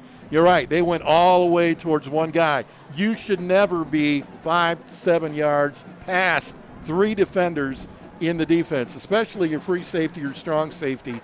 They all went towards number 4 and instead of number 18, and Ardell Banks on the receiving end. Beautiful play. So they go back to Slaughter now. So interesting calls here. Back and forth we go with the quarterback rotation, kind of a merry-go-round situation. The left-hander flies one into, almost intercepted, and a really nice play by Caleb Ruffin. He had that ball, and he knows he had it, and he hit it with the hand, and it popped away. Well, a heavy run formation. They had the 2 fullbacks lined up the right side with Hathaway and Campbell, so you're expecting run from Massillon. They go play action, try to hit Banks on a slant, and Ruffin, I don't think Slaughter just didn't see him coming across the middle of the field. So great play by Ruffin to come over and break up that pass. He's coming from the left side. He's throwing to the right side where his receiver is. And you're right, he didn't see him coming across from his free safety position. And the next thing you know, he's right there trying to take that pass away. Good thing it got knocked down. Massillon with another opportunity, 3rd and 10. Moving guys around is Slaughter in the backfield. And a timeout going to be whistled and called because the clock got down to 1, and the coach sees it again. Quick timeout being called here. And again, like I said, those first half stats, those were the kind of things that jumped out to me. And we were trying to think about what would be the difference here. Time of possession is about even, 12 minutes for the Tigers and almost 12 minutes for McKinley. So there wasn't a whole lot there. Both teams had a couple of punts. But the big number, again, is the yards on the ground for Massillon, 22 for 133. Well, just looking at the box score, if you're reading that, if you're just looking at the box score without watching anything that happened in the first half, you would think Massillon would have the lead right now with the success they've had on the ground running the ball. But as you pointed out, Chuck, the red zone success has been the difference in this game. McKinley, 2 red zone trips. They come away with 2 touchdowns. Massillon only visited the red zone once, and they did not convert points either way. So the red zone has been the story of the game so far for McKinley in the first half. Massillon right on the edge of the red zone, trying to come away with points. We're backed up 1st and 25 after the holding penalty. I mean, think about the adversity Massillon's had to overcome on this drive so far. Big punt return wiped out due to penalty.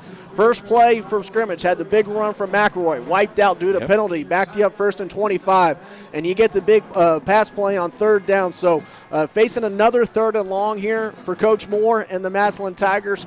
Got to come away with points once again, whether it be a field goal or a touchdown, needing some points on the board if you're a Massillon Tiger right now. Yeah, you've got to put something through, either through the uprights or get it across the goal line. We'll see what they do here with a 3rd and 10. 8:42 left to play here in the 3rd quarter. The ball is just outside the red zone at the 21-yard line of McKinley. Slaughter back in at quarterback. Puts a man in motion to the right side. They'll hand off right side. They'll follow the lead block. Swings and breaks a tackle at the 15. Gets across, maybe to the 10-yard line. Should be enough for, I believe, a 1st down. Let's see if where they mark it, where he went out at. And Pierre Alazzi had him dead to rights. Yes, he did. Right at the line of scrimmage, flying over from his free safety position, had a great angle on the ball carrier, but once again, the speed of Freddie Lennox Jr. able to get to the corner and turn it upfield. And it's going to be first. Is they give him the 1st down? I'm not sure, but who called the timeout? Might be a timeout for a measurement.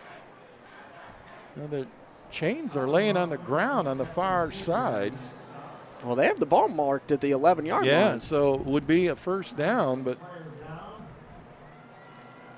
I don't see a player down anywhere. There's an injured player on the far sideline. Okay, in that huddle over there where they're all gathered together. Oh, I see him now, way over there on the far sideline. Better eyes than me, thanks, Will. So we do have an injury down on the far side, and kind of covered there by the group of Massillon kids. So that is the reason for the timeout right now. 8:35 left to go. They do have the ball on the 11. They do call it 1st down and 10. So big opportunity for the Tigers. It was a McKinley player, and he is up and coming across the field. So he'll sprint off, so he seems to be okay. Good to see that, so nobody hurt. Defensive end Brian Foster, he's made a huge impact in this game so far. McKinley's going to want to get him back on the field as soon as possible.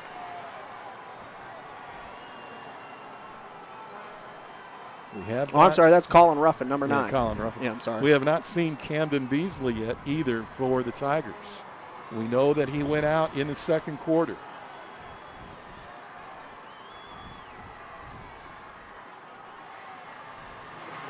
Little scamper from the backfield. And Darius McElroy. So this is what we're seeing from Coach Moore with the quarterback change. Darius McElroy, he looks like he's going to be the guy who's going to run the football. He's capable of throwing it, had the one throw behind Ardell Banks, but he's going to come in on the early downs via this possession from Coach Moore and run the football. And when they need to throw it and complete a pass, Jalen Slaughter's going to come in the game. Well, he doesn't care how big they are coming at him. He just throws them down, and he did a nice job. A little delay there. Again, a little delay, then he busts through. He'll get into the end zone, and the senior will put up 6.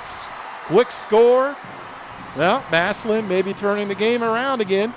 Can go up by 1, depending if they can make the body armor one more PAT. You'll see Darius here just waits for the opening created by the center and the right guard, and then just goes through the middle. Yeah, the left side of the line just crashes down. Jaden Woods, the right guard, pulls around, kicks out, opens a huge hole for Darius McElroy, and he goes in the end zone in a big statement drive for the Massillon Tigers after forcing a 3-and-out. That was one point away from taking the lead. That was definitely what they needed here to get back in this game, because you felt if they didn't get points on this drive, McKinley still had everything leaning their way. And we'll see if Shane Rue can split the uprights here. And he will. It is a 1-point lead for the Tigers. 14-13 over the Bulldogs. 7:58 left to play here in the 3rd quarter. You're watching Great American Rivalry Series on the broadcast network.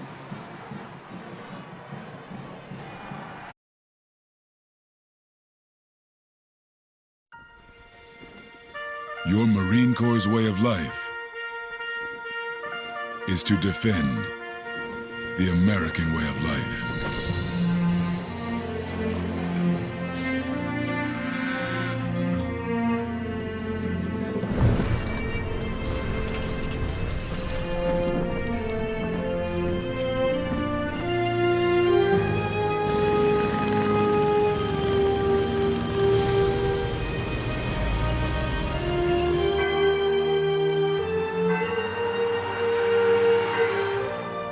Every day,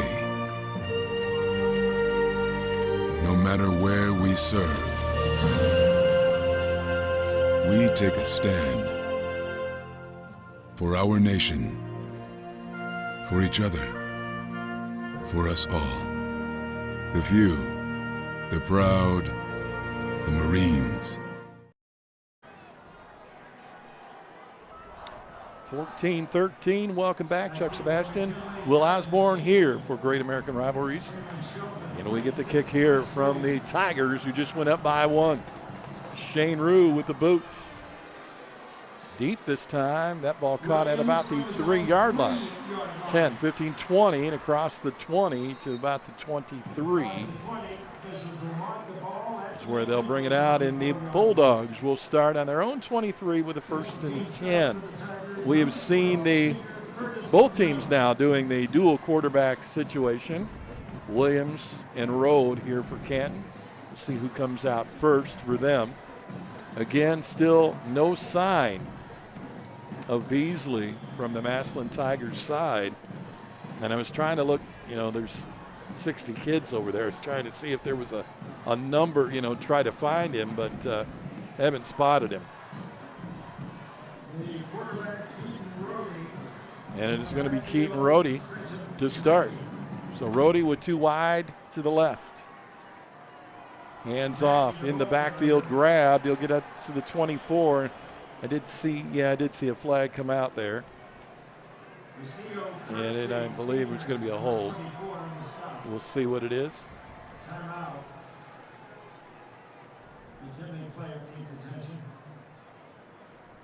We got a holding call, and then we have a player down at the 25-yard line is what they're calling the timeout for. So player down is Elvante Ivory, the right tackle for McKinley.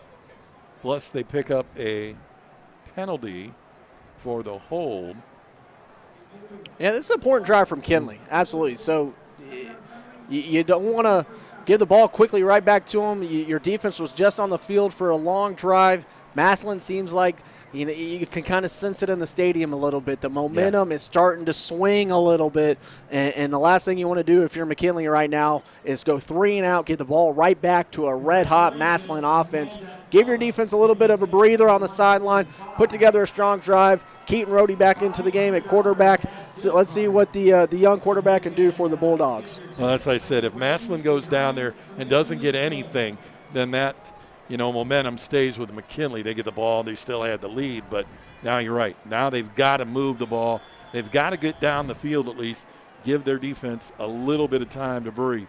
7:42 left to play.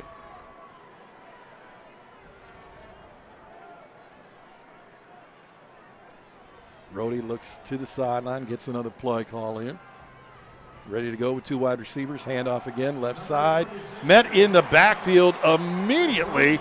And there's that number we have been calling all day long. Number 44, Nathan Depew, in on the sack, or the tackle, I should say, and he brings down the running back going nowhere. Man, he is just firing through that hole. And that's because of those front 3 that he's able to get through there. Yeah, Depew shot out of a cannon. Not fooled at all. He knew the run was coming. And you got, like you said, you got to give credit to the front guys, Riley Campbell, Marcus Moore, Wright Jr., Pateros. They've been playing a whale of a ball game so far up front for the Tigers. Yeah, when you run a 3-4 defense, it's not easy for the linebacker usually to come through that fast. There's a nice pass, and it is complete. Onto the outside here. Great catch. Jumping up to pull that one down was McNeil. And the cornerback slipped, I believe, a little bit. McNeil able to pull it down, and he's going to be a little shy, though. just in front of the 25-yard line. Put the ball on the 26. 3rd and a long 8. Remember, they had the penalty to start the series. Big 3rd down here for McKinley because you don't have a lot of room again for your punter if you can't get some yardage here. They'll go man on defense. Time to throw across the middle, intercepted, picked off at the 30, 25-20. Trying to break through a tackle. He'll be arm wrapped and pulled down, still pushing his way in inside the 10-yard line. He took tacklers with him for about another 8 yards, and boy, he read that perfectly. So they're going to go empty formation, 5 wide. Rhodey looking at the inside receiver is going to run a slant. Depew, the linebacker, cuts him off at the pass.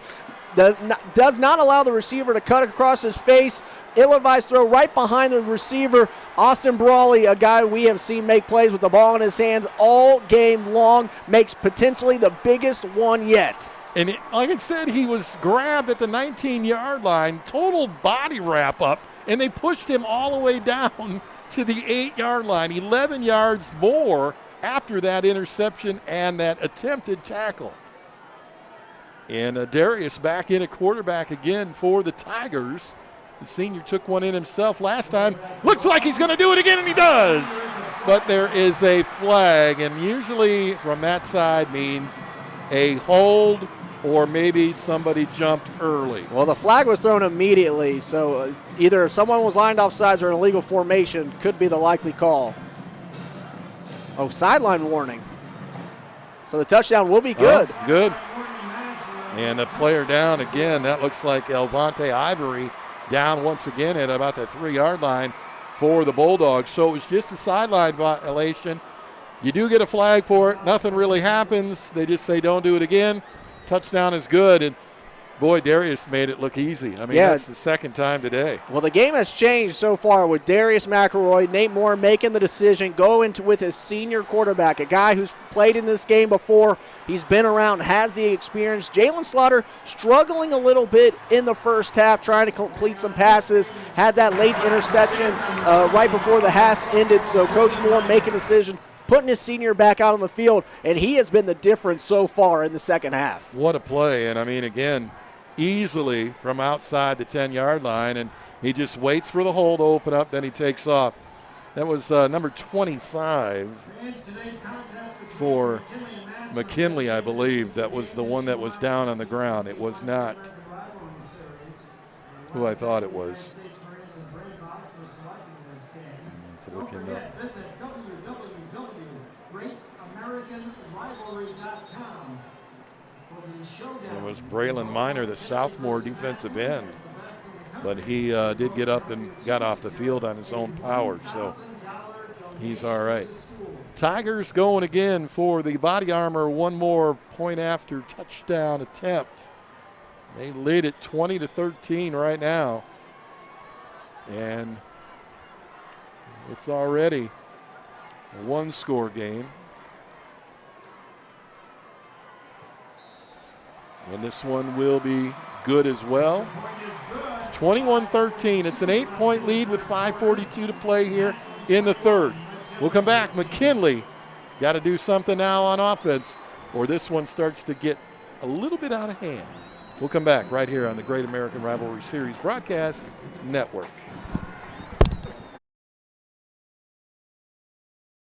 Searching for meaning in a relentless world. Always connected, but somehow alone. Trapped by illusion.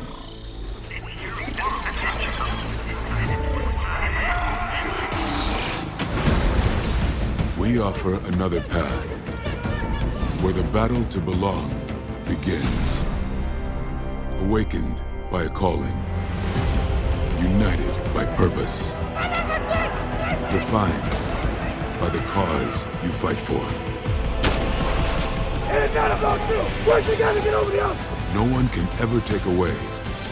You earned this, Marine. What it means to be among the few, the proud, the Marines.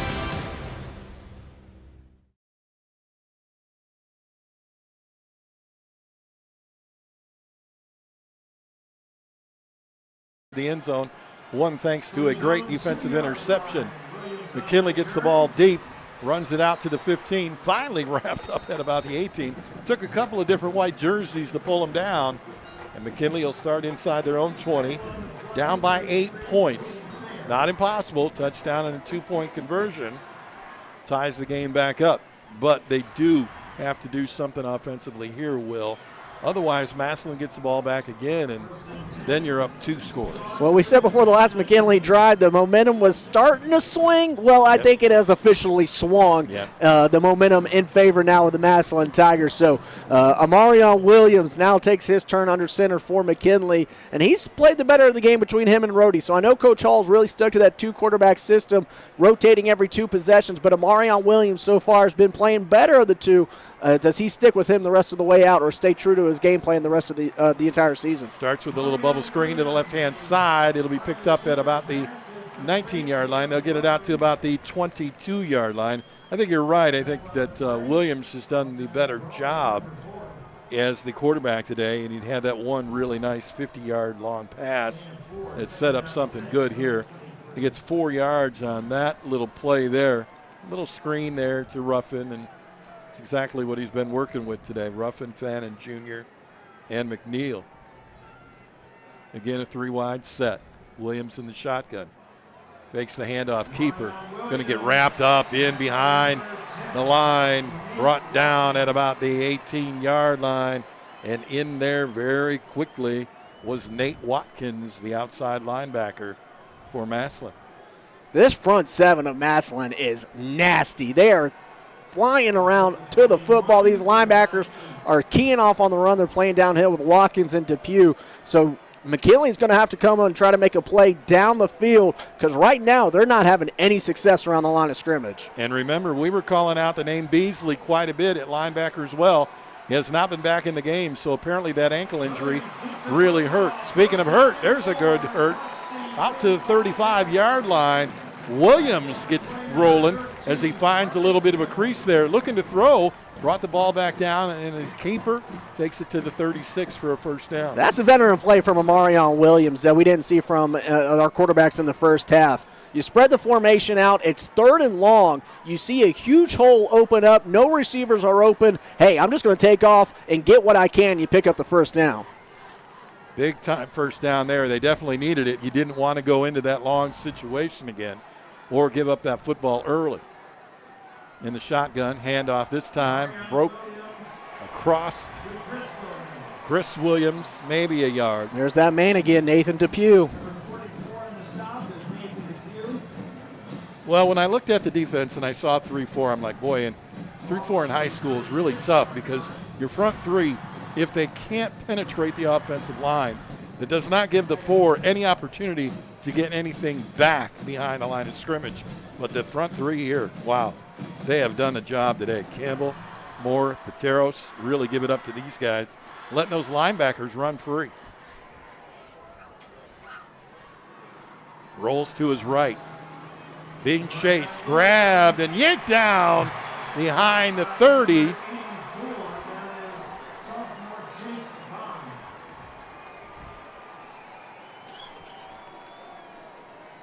And they're showing off the speed again in the Massillon defense. That was Chase Bond that time, 6'3", 200-pound sophomore defensive end. Does a great job fighting off the block from the offensive lineman. And once again, just showing off his speed, tracking down a very athletic quarterback in Amarion Williams, forcing up a 3rd and 15 for the Bulldogs. And another thing the Tigers have been doing has been rotating out that front 3, rotating guys around. And they're going to get a free 5 right here. Yeah, Kirksey jumped way early. You see Bond coming in, Kirksey coming in, Woods coming in. So they rotate them around with Campbell, Moore, Wright Jr., and Pateros. And you keep a fresh 3 in front of that offensive line at all times. That way you can allow guys like Watson, Depew, Beasley, Clark, and now Watkins, who's taken over the linebacker spot for Beasley. So they'll sit at the 35-yard line with a 3rd and 10 with 2 minutes left to go here in the 3rd. Long delay on the count. Snapped, being rushed, and he's going to be hit and wrapped up again.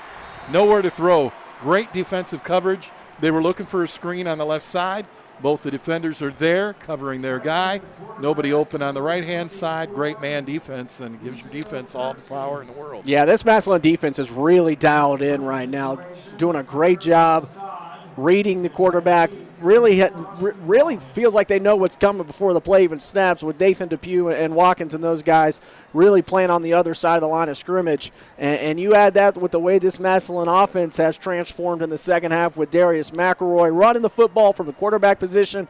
Massillon, if they can get a score here, it might suck the life out of McKinley. Yeah, they're ready to roll now. Minute 19 left to go. Woo, just about blocked. The ball hits, bounces, grabbed, and picked up by Brawley. I'm surprised he picked it up, but I think he just didn't want it to go any further than it was going to roll.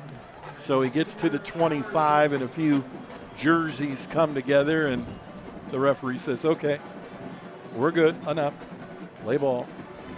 Austin Brawley, a guy that we said before the game was really going to impact this game in all three phases: offense, defense, special teams, and I think he's proven us right so far on that account. Blocked the PAT on special teams, had the interception on defense, and he's made a couple really big plays on the offensive side of the football for this Massillon offense to really set them up in good field position. So Austin Brawley so far having himself an afternoon. Yeah, he has definitely got a vote going in there for the MVP of the game. We'll see what happens. Going to break it up a play there, breaking tackles again. Just fighting his way forward. Gets out to about the 27-yard line. He'll pick up a couple of yards. We have another injured Bulldog down on the field, but Alex Vasquez, number 24 for McKinley, the first man in, slowing up McElroy, slowing up just enough, allowing the rest of the defense to come over and stop him for a minimal gain. Bring up second and about 8 as another Bulldog down on the field. You wouldn't think, Chuck, but it looks like cramping has been an issue here this afternoon. You wouldn't think so with the weather, but number 19 for McKinley, Maurice Hill being stretched out. That's not the first time we've seen 47 that. degrees, 49 degrees, cool conditions, and right away with the probably Gatorade or water, and the I believe that's body stretch. armor. Yeah, maybe it was. Maybe it was. Might have been. We don't know what's in that jug. They didn't tell us. But we're going to encourage you to go pick up your body armor today. What are they, 6-packs, 12-packs, 24-packs? I think they come in all sizes. 48 case, whatever the case may be. I'm a peach mango kind of guy. And all the different flavors. I'm waiting to see what it tastes like. I'll be honest with you. I'm waiting for my body armor rep to bring me a sample. 26-yard line. 2nd and 9. 3 wide receivers. Hand off right side. Cuts back inside. Gets across to the 32, 33. And, man, he's fun to watch. Freddie Lennox Jr.'s got to have over 100 yards now, I'm guessing. If not, he's getting close. But you got to once again give credit to that right side of the offensive line with Woods and Nash. Riley Campbell out there throwing blocks as well. And we are going to go into the fourth quarter. That was a quick third quarter of play. 21-13. End of the third. We'll come back in just a bit with the fourth right here from the Tom Benson Hall of Fame Stadium in Canton, Ohio.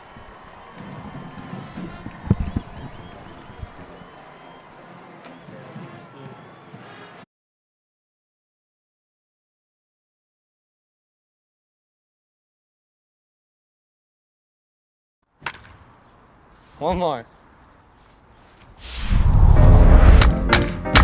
One more.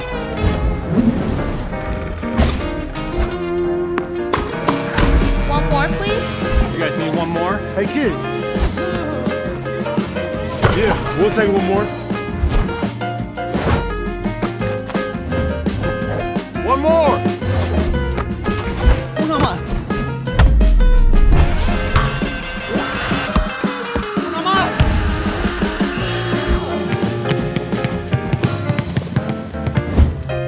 One more. One more, guys. One more. Set. Play.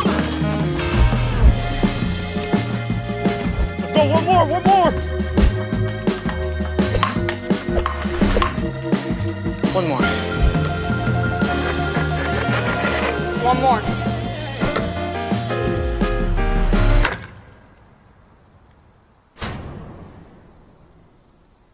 Oh, one more.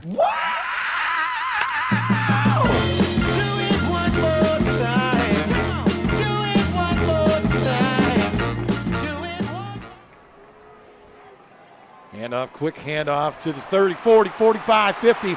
He's got room in front of him, 30, down to the 10, and across the goal line and into the end zone. Freddie Lennox Jr. said, hey, Chuck, if I don't have 100, I'm going to get it. And he did with that one. What a run by Freddie Lennox Jr. Watch this hole at the 35-yard line that is made for him.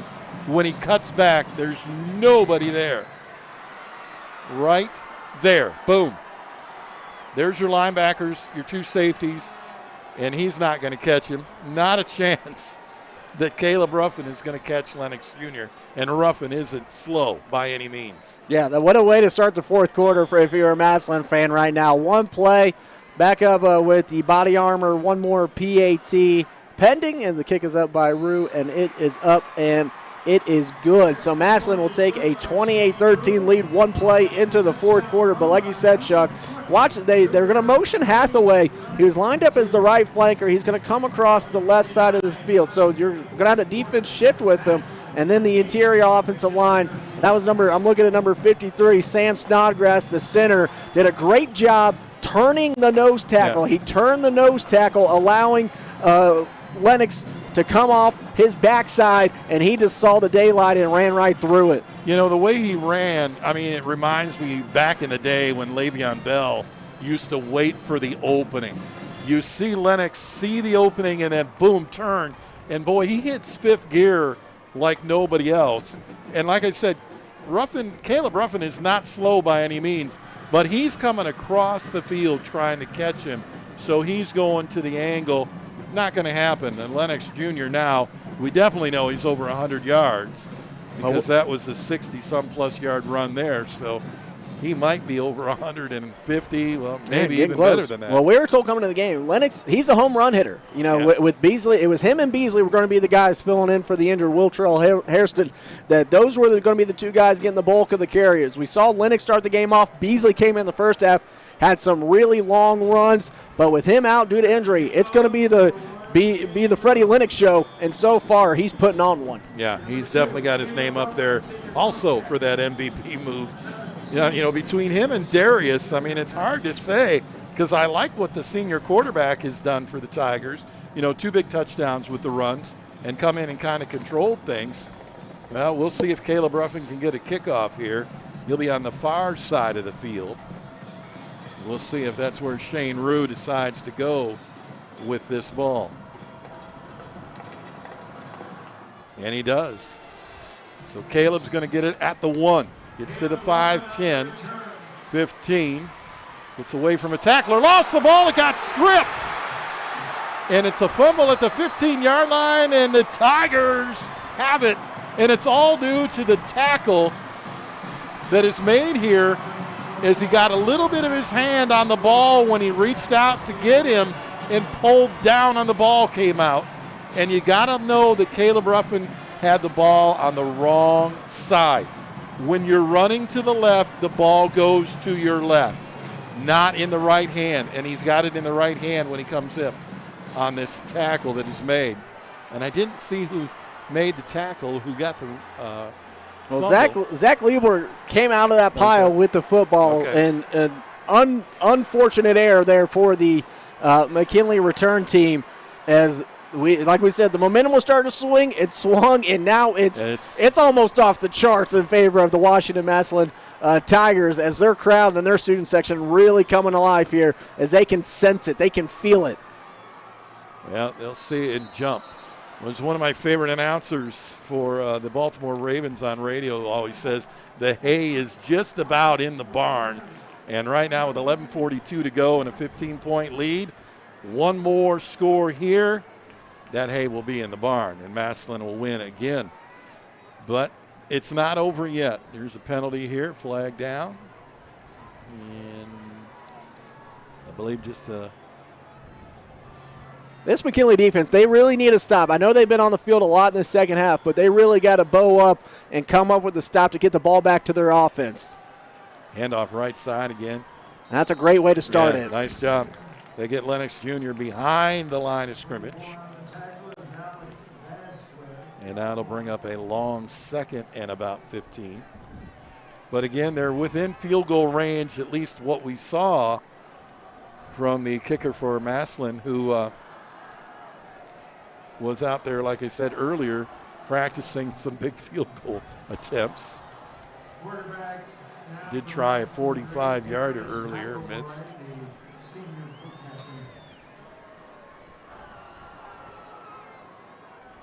So McElroy again in the shotgun. Handoff, going left side. Nice opening, good block by his receiver out there.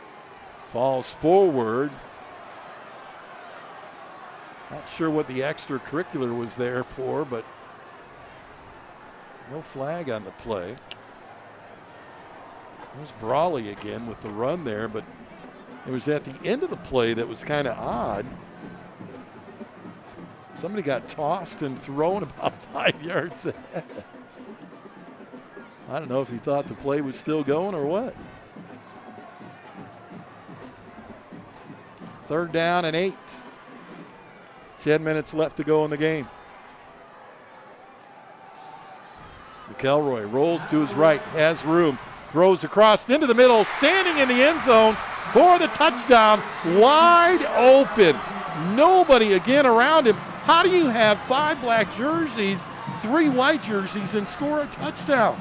Watch the end of this play where he comes behind the defense and nobody's there. Well, you had Riley Campbell. He was lined up as the right slot back next to Nick Hathaway, and he just came across the right side, and they dropped back in zone and just got lost in the sea of black jerseys in the back. Great job by Riley Campbell. He found a hole in the zone, sat down, and then when the quarterback started moving, all the eyes on the defenders for McKinley went right to the quarterback. McElroy has had some great success running the football here in the second half, so immediately he gets out of the pocket. The defense goes right to him thinking he's going to run the ball, and he just finds Riley Campbell by himself in the back of the end zone. Yeah, Rolozio,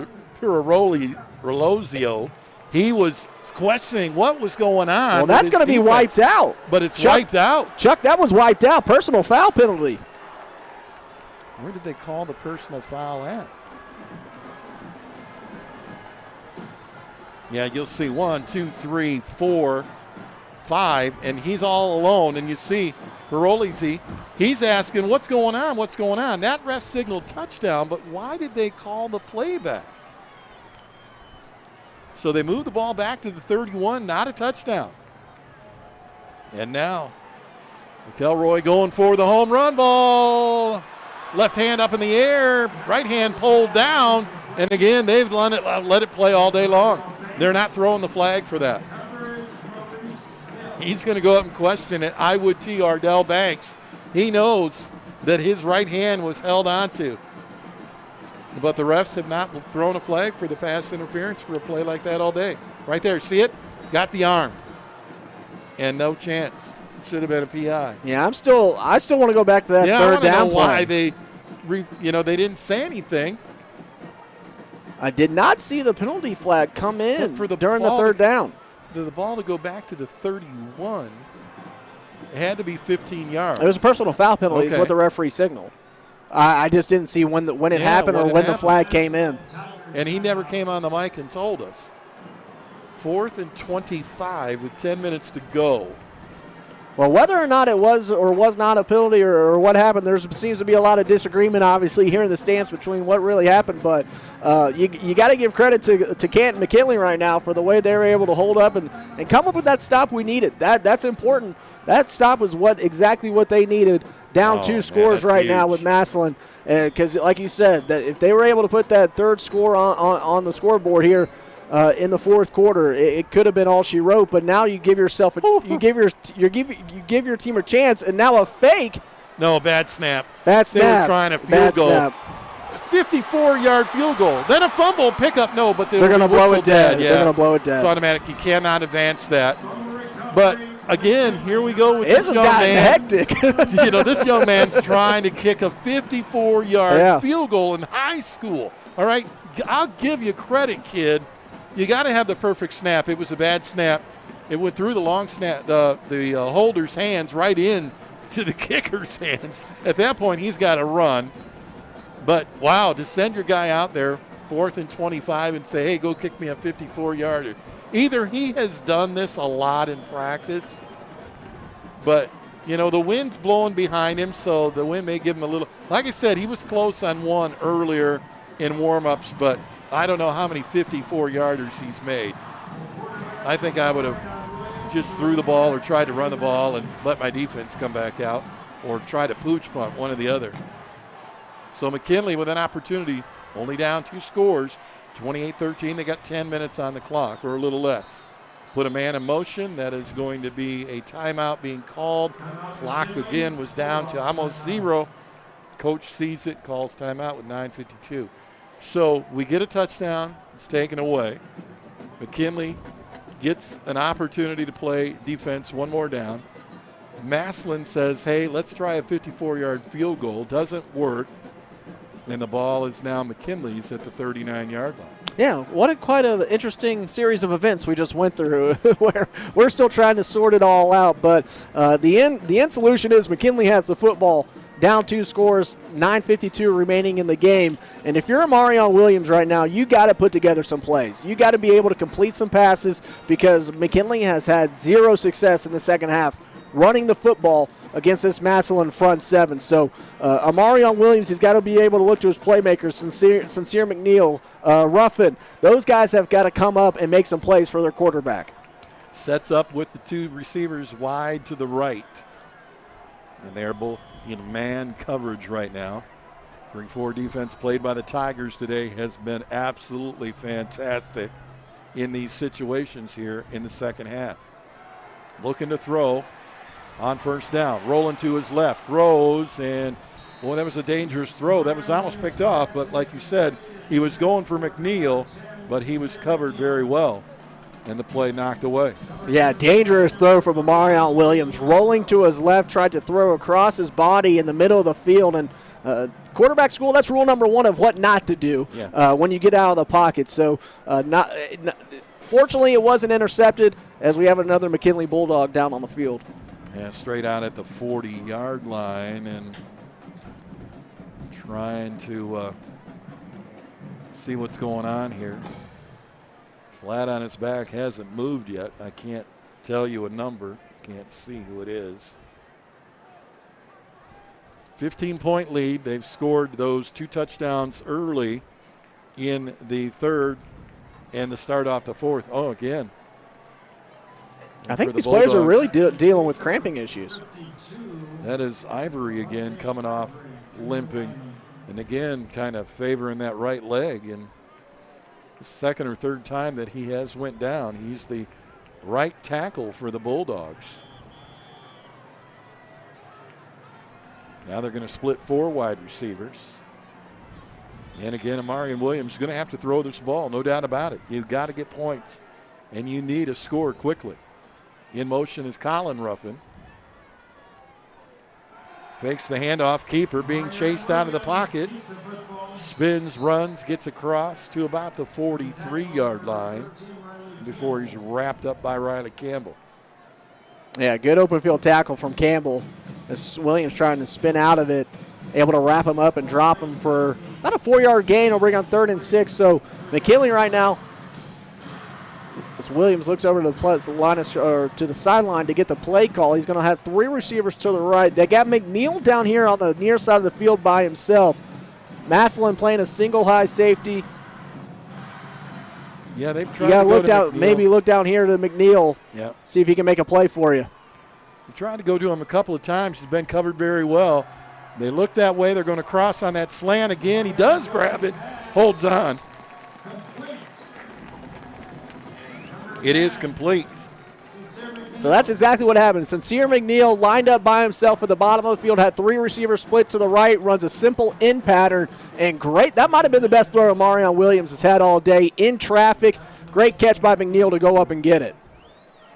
Covered there by Jaden Welsh, the cornerback. Did a nice job, but again, McNeil just too strong to pull it in. Fakes the handoff, screen pass. Oh, and again, Welsh. Wow. Hello. Ding, ding. Bus is here. You've just been hit by it. Screen pass, but you don't want to put your receiver up in the air to pull it down. Jaden Welsh said, hey, I'll take that, and knocks down the receiver a couple of yards behind the line of scrimmage. 2nd down and 11. Ball just outside the 45-yard line of the Tigers. Man in motion. Fake, handoff back through the second back, through, and a run for about 3-4 yards. Picked up there by Mackey, the fullback. Not sure why you run there, but I guess you want to switch it up a little bit. Maybe try to catch the defense off guard. It should be a passing down. 3rd and 8. Ball on the 42-yard line of Massillon. Now they're going to double team McNeil at the bottom of the screen or bottom of the field as a whistle before the play. But that was almost the exact same formation they had on the previous 3rd down conversion where they had McNeil. It's going to be a false start against McKinley, backing them up 5. But Massillon not going to allow Sincere McNeil to beat them on that last play as they had a safety. Almost a corner was lined up right on top of McNeil. Safety was just a few yards behind him. So it was going to be a true double team. And it looks like they're going to come out that way again. Riley Campbell is going to come all the way out to the bottom of the screen as you see him right here. He's a linebacker. He's going to be lined up like a corner. Yeah, they've set this up perfectly, knowing what maybe is possibly coming, and we'll see if Williams can turn things around. He'll look to throw, looking to the right side, trying to throw a deep ball, got hit from behind about the time he tried to release, and that's why that ball went nowhere, and it'll fall incomplete, and it'll bring a 4th down play. And Zankovic in there grabbed a hold of the shoulders and yanked him down. So that was a 4th down play there. My apologies. That's a turnover on downs. And no, they're punting. No, right I'm now. sorry. They're punting. Okay. I didn't see the punter at first. I'm like, why are they lining up that way? So back at his own, give or take, 39-yard line is where he will try to punt this ball from.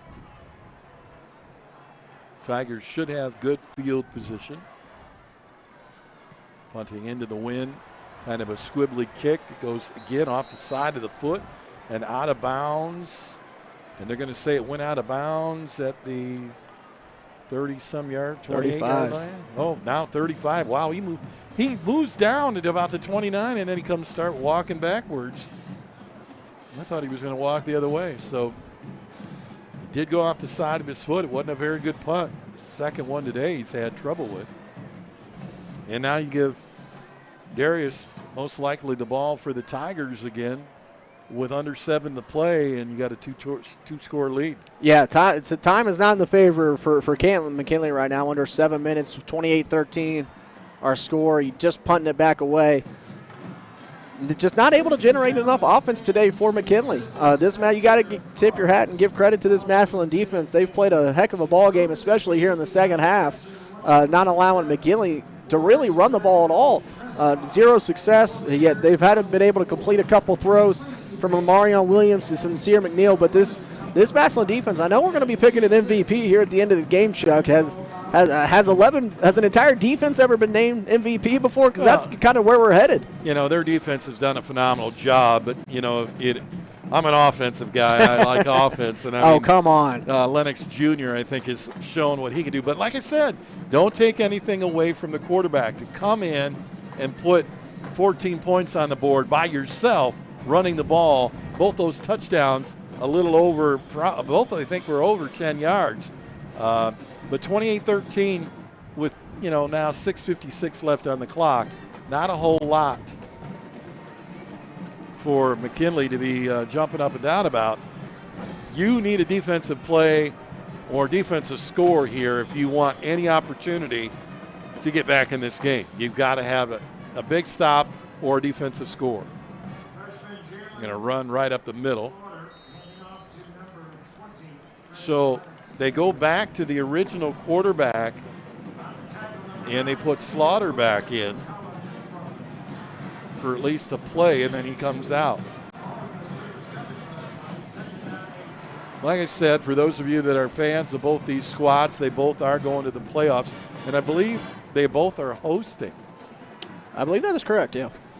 So they'll both host their first playoff round. And one's Division I, one's Division II. Now, correct me if I'm wrong, Will, do they have a chance of seeing each other again or no? Don't know? All right. I'm not sure how the divisions work here in Ohio. Where I'm at in Tennessee, the divisions don't. If you're Division I, you're Division II, you don't see each other in playoffs again. But it could be different, depending on how many teams there are. I know there's a lot of football in Ohio, though. We're in the mega Kappa football area here, that's for sure. A run by McElroy out to the 45, to the 50, pushes his way through, gets shoved out of bounds, about the only way you're going to get this guy down. And he'll be shoved out at about the 45-yard line of McKinley. It'll stop the clock at 5:41. 28-13 lead, Tigers. And they did it in the third and fourth quarter by putting 21 points up. No, they messed that up. 14 points up in the second half. Yeah, the entire offense, left side of the offensive line for Massillon just blocking down, leaving a one-on-one open field tackle scenario, and McElroy just running right through arm tackles is 1st and 10 for the Tigers. And again, through the middle and thrown down at the 41. That won't stop the clock. That touchdown run by Lennox Jr. was for 68 yards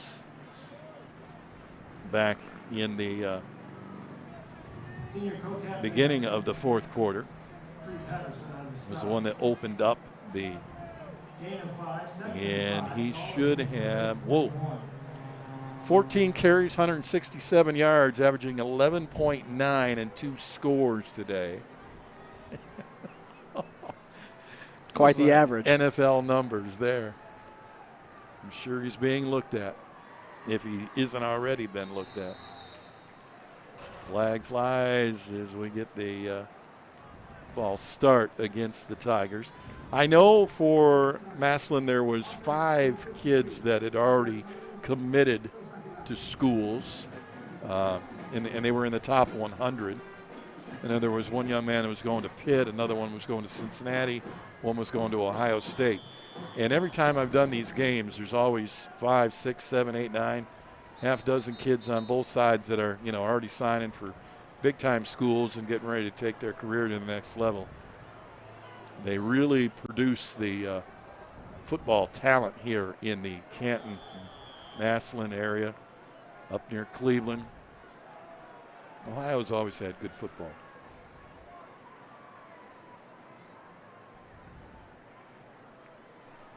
4 wide receivers set, 3 of those to the right side. Yeah, they're just going to bleed this play clock. Letting it roll down. And they move the fullback over to the left. McElroy's going to run again. Breaks a tackle at the 40, 30, 25, breaks another one, being dragged down from behind, but not before he gets across to the 15-yard line. And the senior quarterback, he had 51 yards before the last 2 runs, so he's trying to rack up. He could possibly come close to 100 yards. And remember, he's only played in the second half, didn't play in the first half. Yeah, that's when this game changed. So great adjustment from Coach Moore. He must have seen something from this McKinley defense in the first half where he thought they could have a lot of success running the football from the quarterback position. Darius McElroy enters the ball game, and he's really been the difference maker in the second half. He'd have over 100 if that one wasn't taken away from him. Slaughter back at quarterback, handoff up the middle, Lennox Jr. to about the 7. Remember, he had that big long run, and the flag came out, and it was called back. So he would definitely have over 100 at this point. And another player down. Is that Junior? Or is he just getting up? Yeah, again, the stretch there, that's a sign of cramps. And And over there on the far side on the 10-yard line, another player down.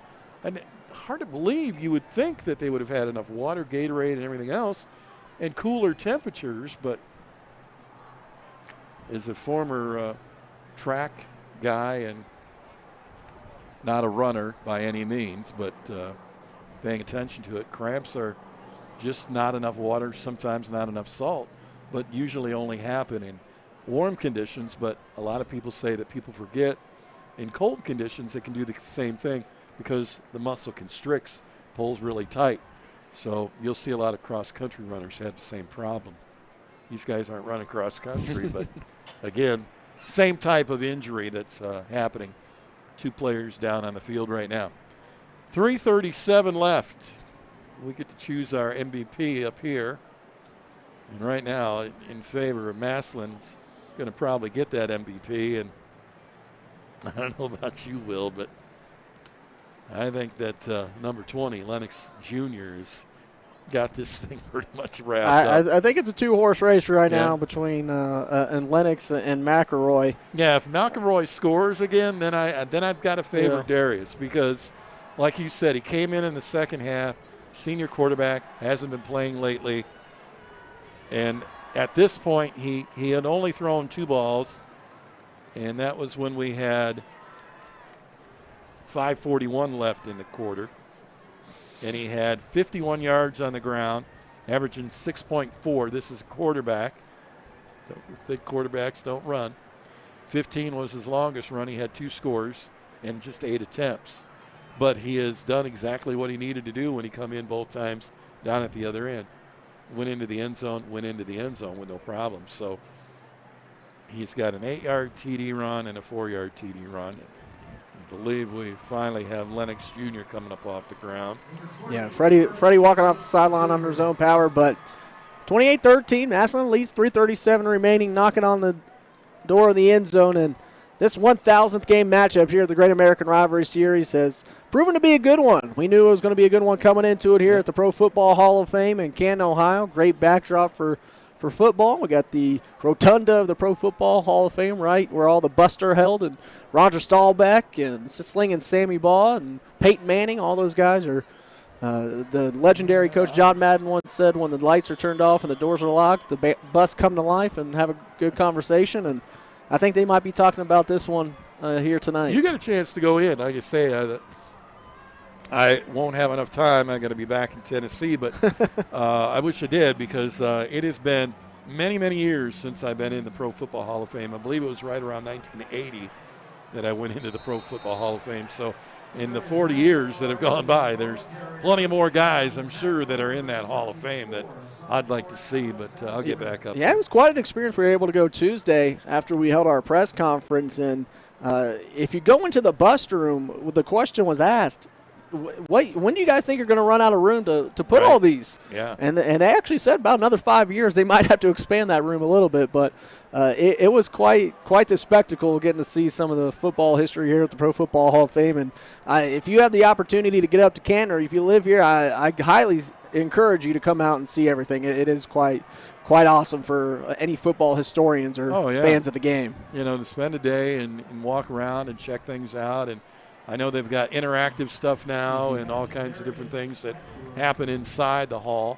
And like I said, this is just part of this $200 million project that they're working on, still building here. The stadium, I know, had over $12 million put into it as we have another player down, but getting up. I know it started with $400,000, then there was another $500,000 given. And then, of course, Tom Benson gave $11 million.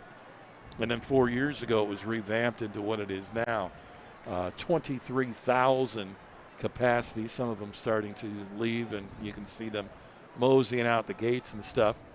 Boy, the last 2 minutes, 3 minutes, your players going down with cramps. It's going to be IV City out there pretty soon. If these guys go put the next string in and give them some salt and Gatorade and let the rest of the guys go in. The 2 teams, again, will play in the playoffs, respectively, one Division I, one Division II, and I believe they both are hosting, so it means McKinley will play their game here. Massillon will play their game at Paul Brown, which is a cool stadium in itself. If you've never been, go check that out. I will tell you, Chuck, when we got to do our Hall of Fame tour, we got to do a little they took us to their archive room, which they told us at the Hall of Fame there's only about 3% of the stuff they actually have is available to the public, which is an incredible stat in its own right. But they pulled some stuff that they don't show, and one of my favorite pieces was a letter written in 1976 by Detroit Lions administrative assistant Bill Belichick. That just blows me away. He was an administrative assistant. Shows you everybody's got to start somewhere. Yeah, and now look at him. Maybe one of the best coaches that ever coached the game. Depends on who you are. Some people may totally disagree with that, but he's got a very good coaching mind. But was it the help of Brady? That's the other what everybody will say. We won't get in that debate. Yeah, that debate could go on forever. 2:43 left to go, 2nd and 3.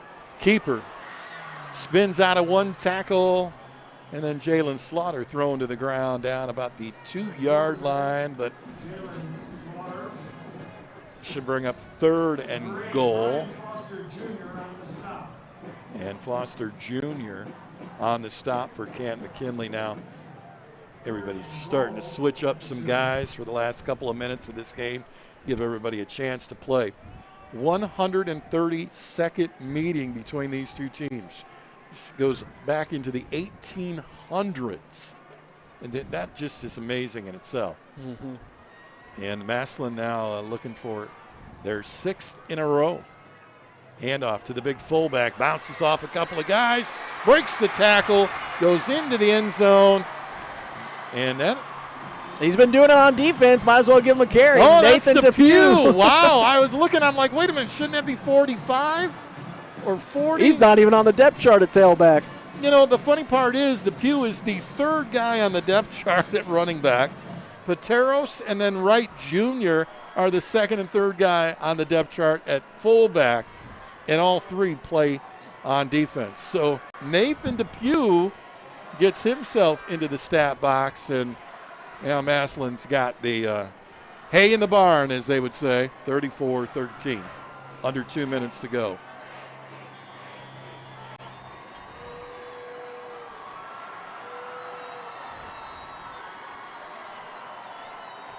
Kick is up, and it is good, and it is a 35-13 lead. Minute 52, we'll come back in 30 and close this one out from Canton, Ohio, the Tom Benson Hall of Fame Stadium. Massillon 35, McKinley 13.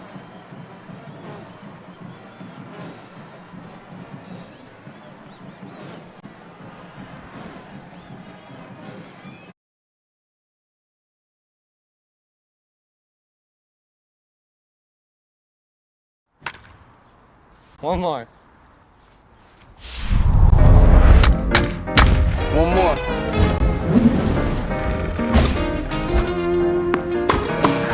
One more, please. You guys need one more? Hey, kid.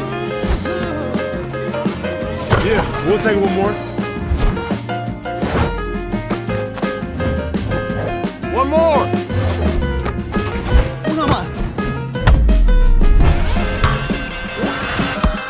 Uno más.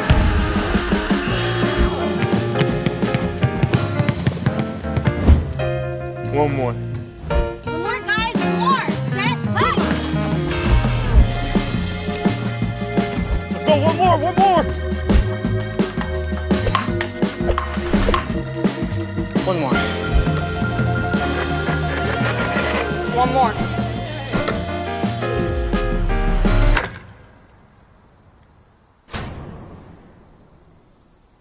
Oh, one more.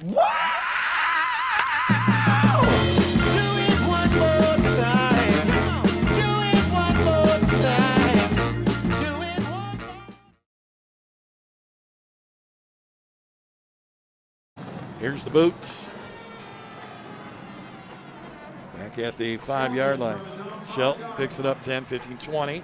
Out to the 30, got an opening, and then finally grabbed by the jersey, held on to, and got a little help there from the rest of his teammates. Out to about the 33-yard line, and McKinley will have one last opportunity with the football, down 35-13. So into the record books this one will go. 132 going to be belonging to Massillon unless something absolutely bizarre happens. I doubt it. And they'll look forward to, I guess, next year going to Massillon and having to see if they can break this streak. Yeah, and if you're a McKinley fan, you still got to feel good about your program and where it's heading under Antonio Hall. They had some issues we won't get involved with here over the offseason, but they had to go through a rough stretch, especially at the beginning of the year with some trouble and some kids transferring. And Antonio Hall, he took over on an interim basis for McKinley. He's a McKinley alum, was a state champion 1997, 1998. Was an offensive tackle for the University of Kentucky. He's a guy who really knows this program in and out. He's also the athletic director for Canton McKinley, and we got a chance to meet earlier this week and spend some time together. And anybody who was around Antonio Hall, the first words that come out of their mouth is class act, and that's exactly what he is. And you got to feel good if you're a Canton McKinley Bulldog with him leading your program. Ball on the ground, bad snap, and falling on the ball is the quarterback, Keaton Rhodey. And right now McKinley, this is something that you have to build on. You're right. When you go into a program where there's some things going on that maybe aren't right, you got to find somebody who'll take it over, put your foot down, say this is what we're going to do. We're going to get back to McKinley football. And that's what he's done. He's done a nice job. 6-3 on the year. He'll end up 6-4 on the year. And hopefully they'll do well in their playoff run. Breaking out to around the 40, 42-yard line on that run. Williams getting a few more yards there. The clock. This will probably be the last play of the ball game. Massillon will go on to play in their playoff game, winning again with over 4 scores as they put up 4 scores in the first quarter of their last game. They won that one by, with no problem. I believe it was a shutout. So Massillon's going to win the big matchup once again. The 1,000th game by Great American Rivalry Series. The 132nd matchup between these two teams. The Massillon 35, McKinley 13. We got some post-game show stuff to do coming up. So we'll take a quick break. We'll come back, I believe MVP and a few other things. So we'll take a timeout. We'll come back in just a bit. Stay tuned right here. Great American Rivalry Series Broadcast Network.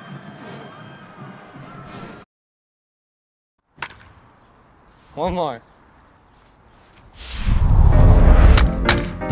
One more.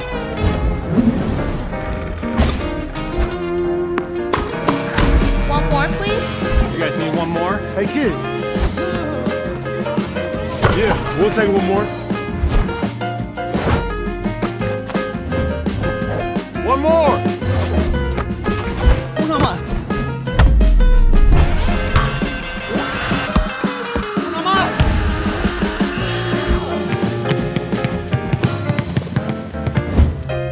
One more. One more, guys. One more. Set. Hut.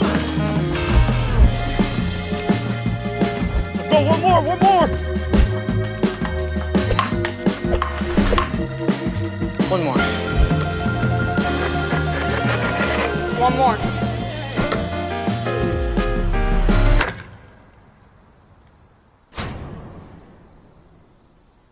Oh, one more.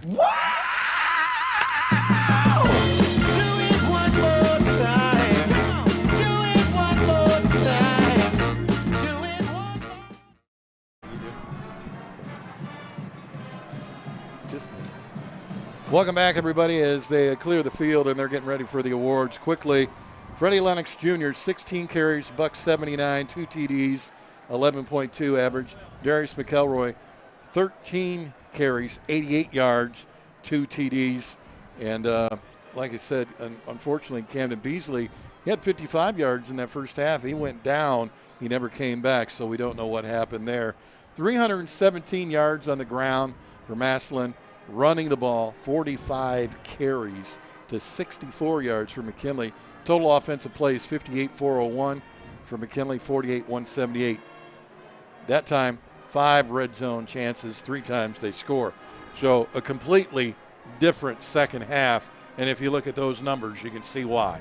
Yeah, absolutely. So we went from red zone being the story of the first half as McKinley was 2 for 2, Massillon 0 for 1, 3 for 5 for the Tigers overall in the game. So they came out, they inserted Darius McElroy, who was the difference maker in the game. Massillon struggled to move the ball in the first half.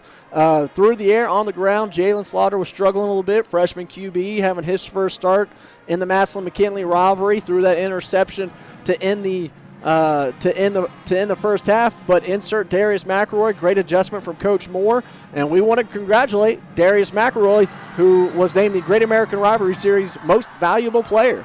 Well, I said between him and Lennox Jr., I thought it was going to be a really good choice. Either one, I think, deserves it. If you could have co-MVPs, I think it'd be a co-MVP. But give it up, Darius McElroy. He is your MVP of this ball game, and congratulations to him. You're right. The senior came in. He made a difference in the third quarter. He changed the momentum. He got the first touchdown run.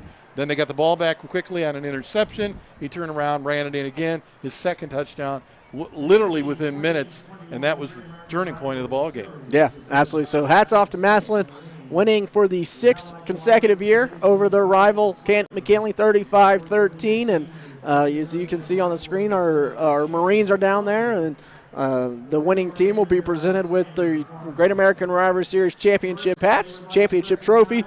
Darius McElroy about to get recognized as the game's most valuable player here this afternoon at the Pro Football Hall of Fame. Well, what a game. And, Will, I thank you for coming up and helping us out here today. Appreciate it. Did a great job. He's definitely was worth it. We were looking at that first half, probably both of us thinking, this is different.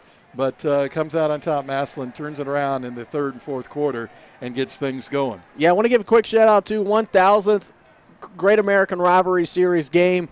This is a series that is dated back to 2004 when it first came into conception, and this is the brainchild of our CEO, Rick Ford. Want to congratulate him on this amazing accomplishment. Something he has grown from just an idea he had in his head, put it down on paper, and it is something that allows us to have a great job. That we love what we do, traveling across the country to some of the best high school football rivalries in these United States. This Massillon McKinley game being right at the top of the list, and want to congratulate Rick on 1,000 games with the Great American Rivalry Series, and hope we can have 1,000 more. Yeah, I'll tell you what, this is, I think, my 6th or 7th one I've gotten to do. It's amazing, 1,000. And I'm going, I'm at 7.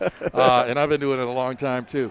Again, congratulations to the Great American Rivalry Series, 1,000 games.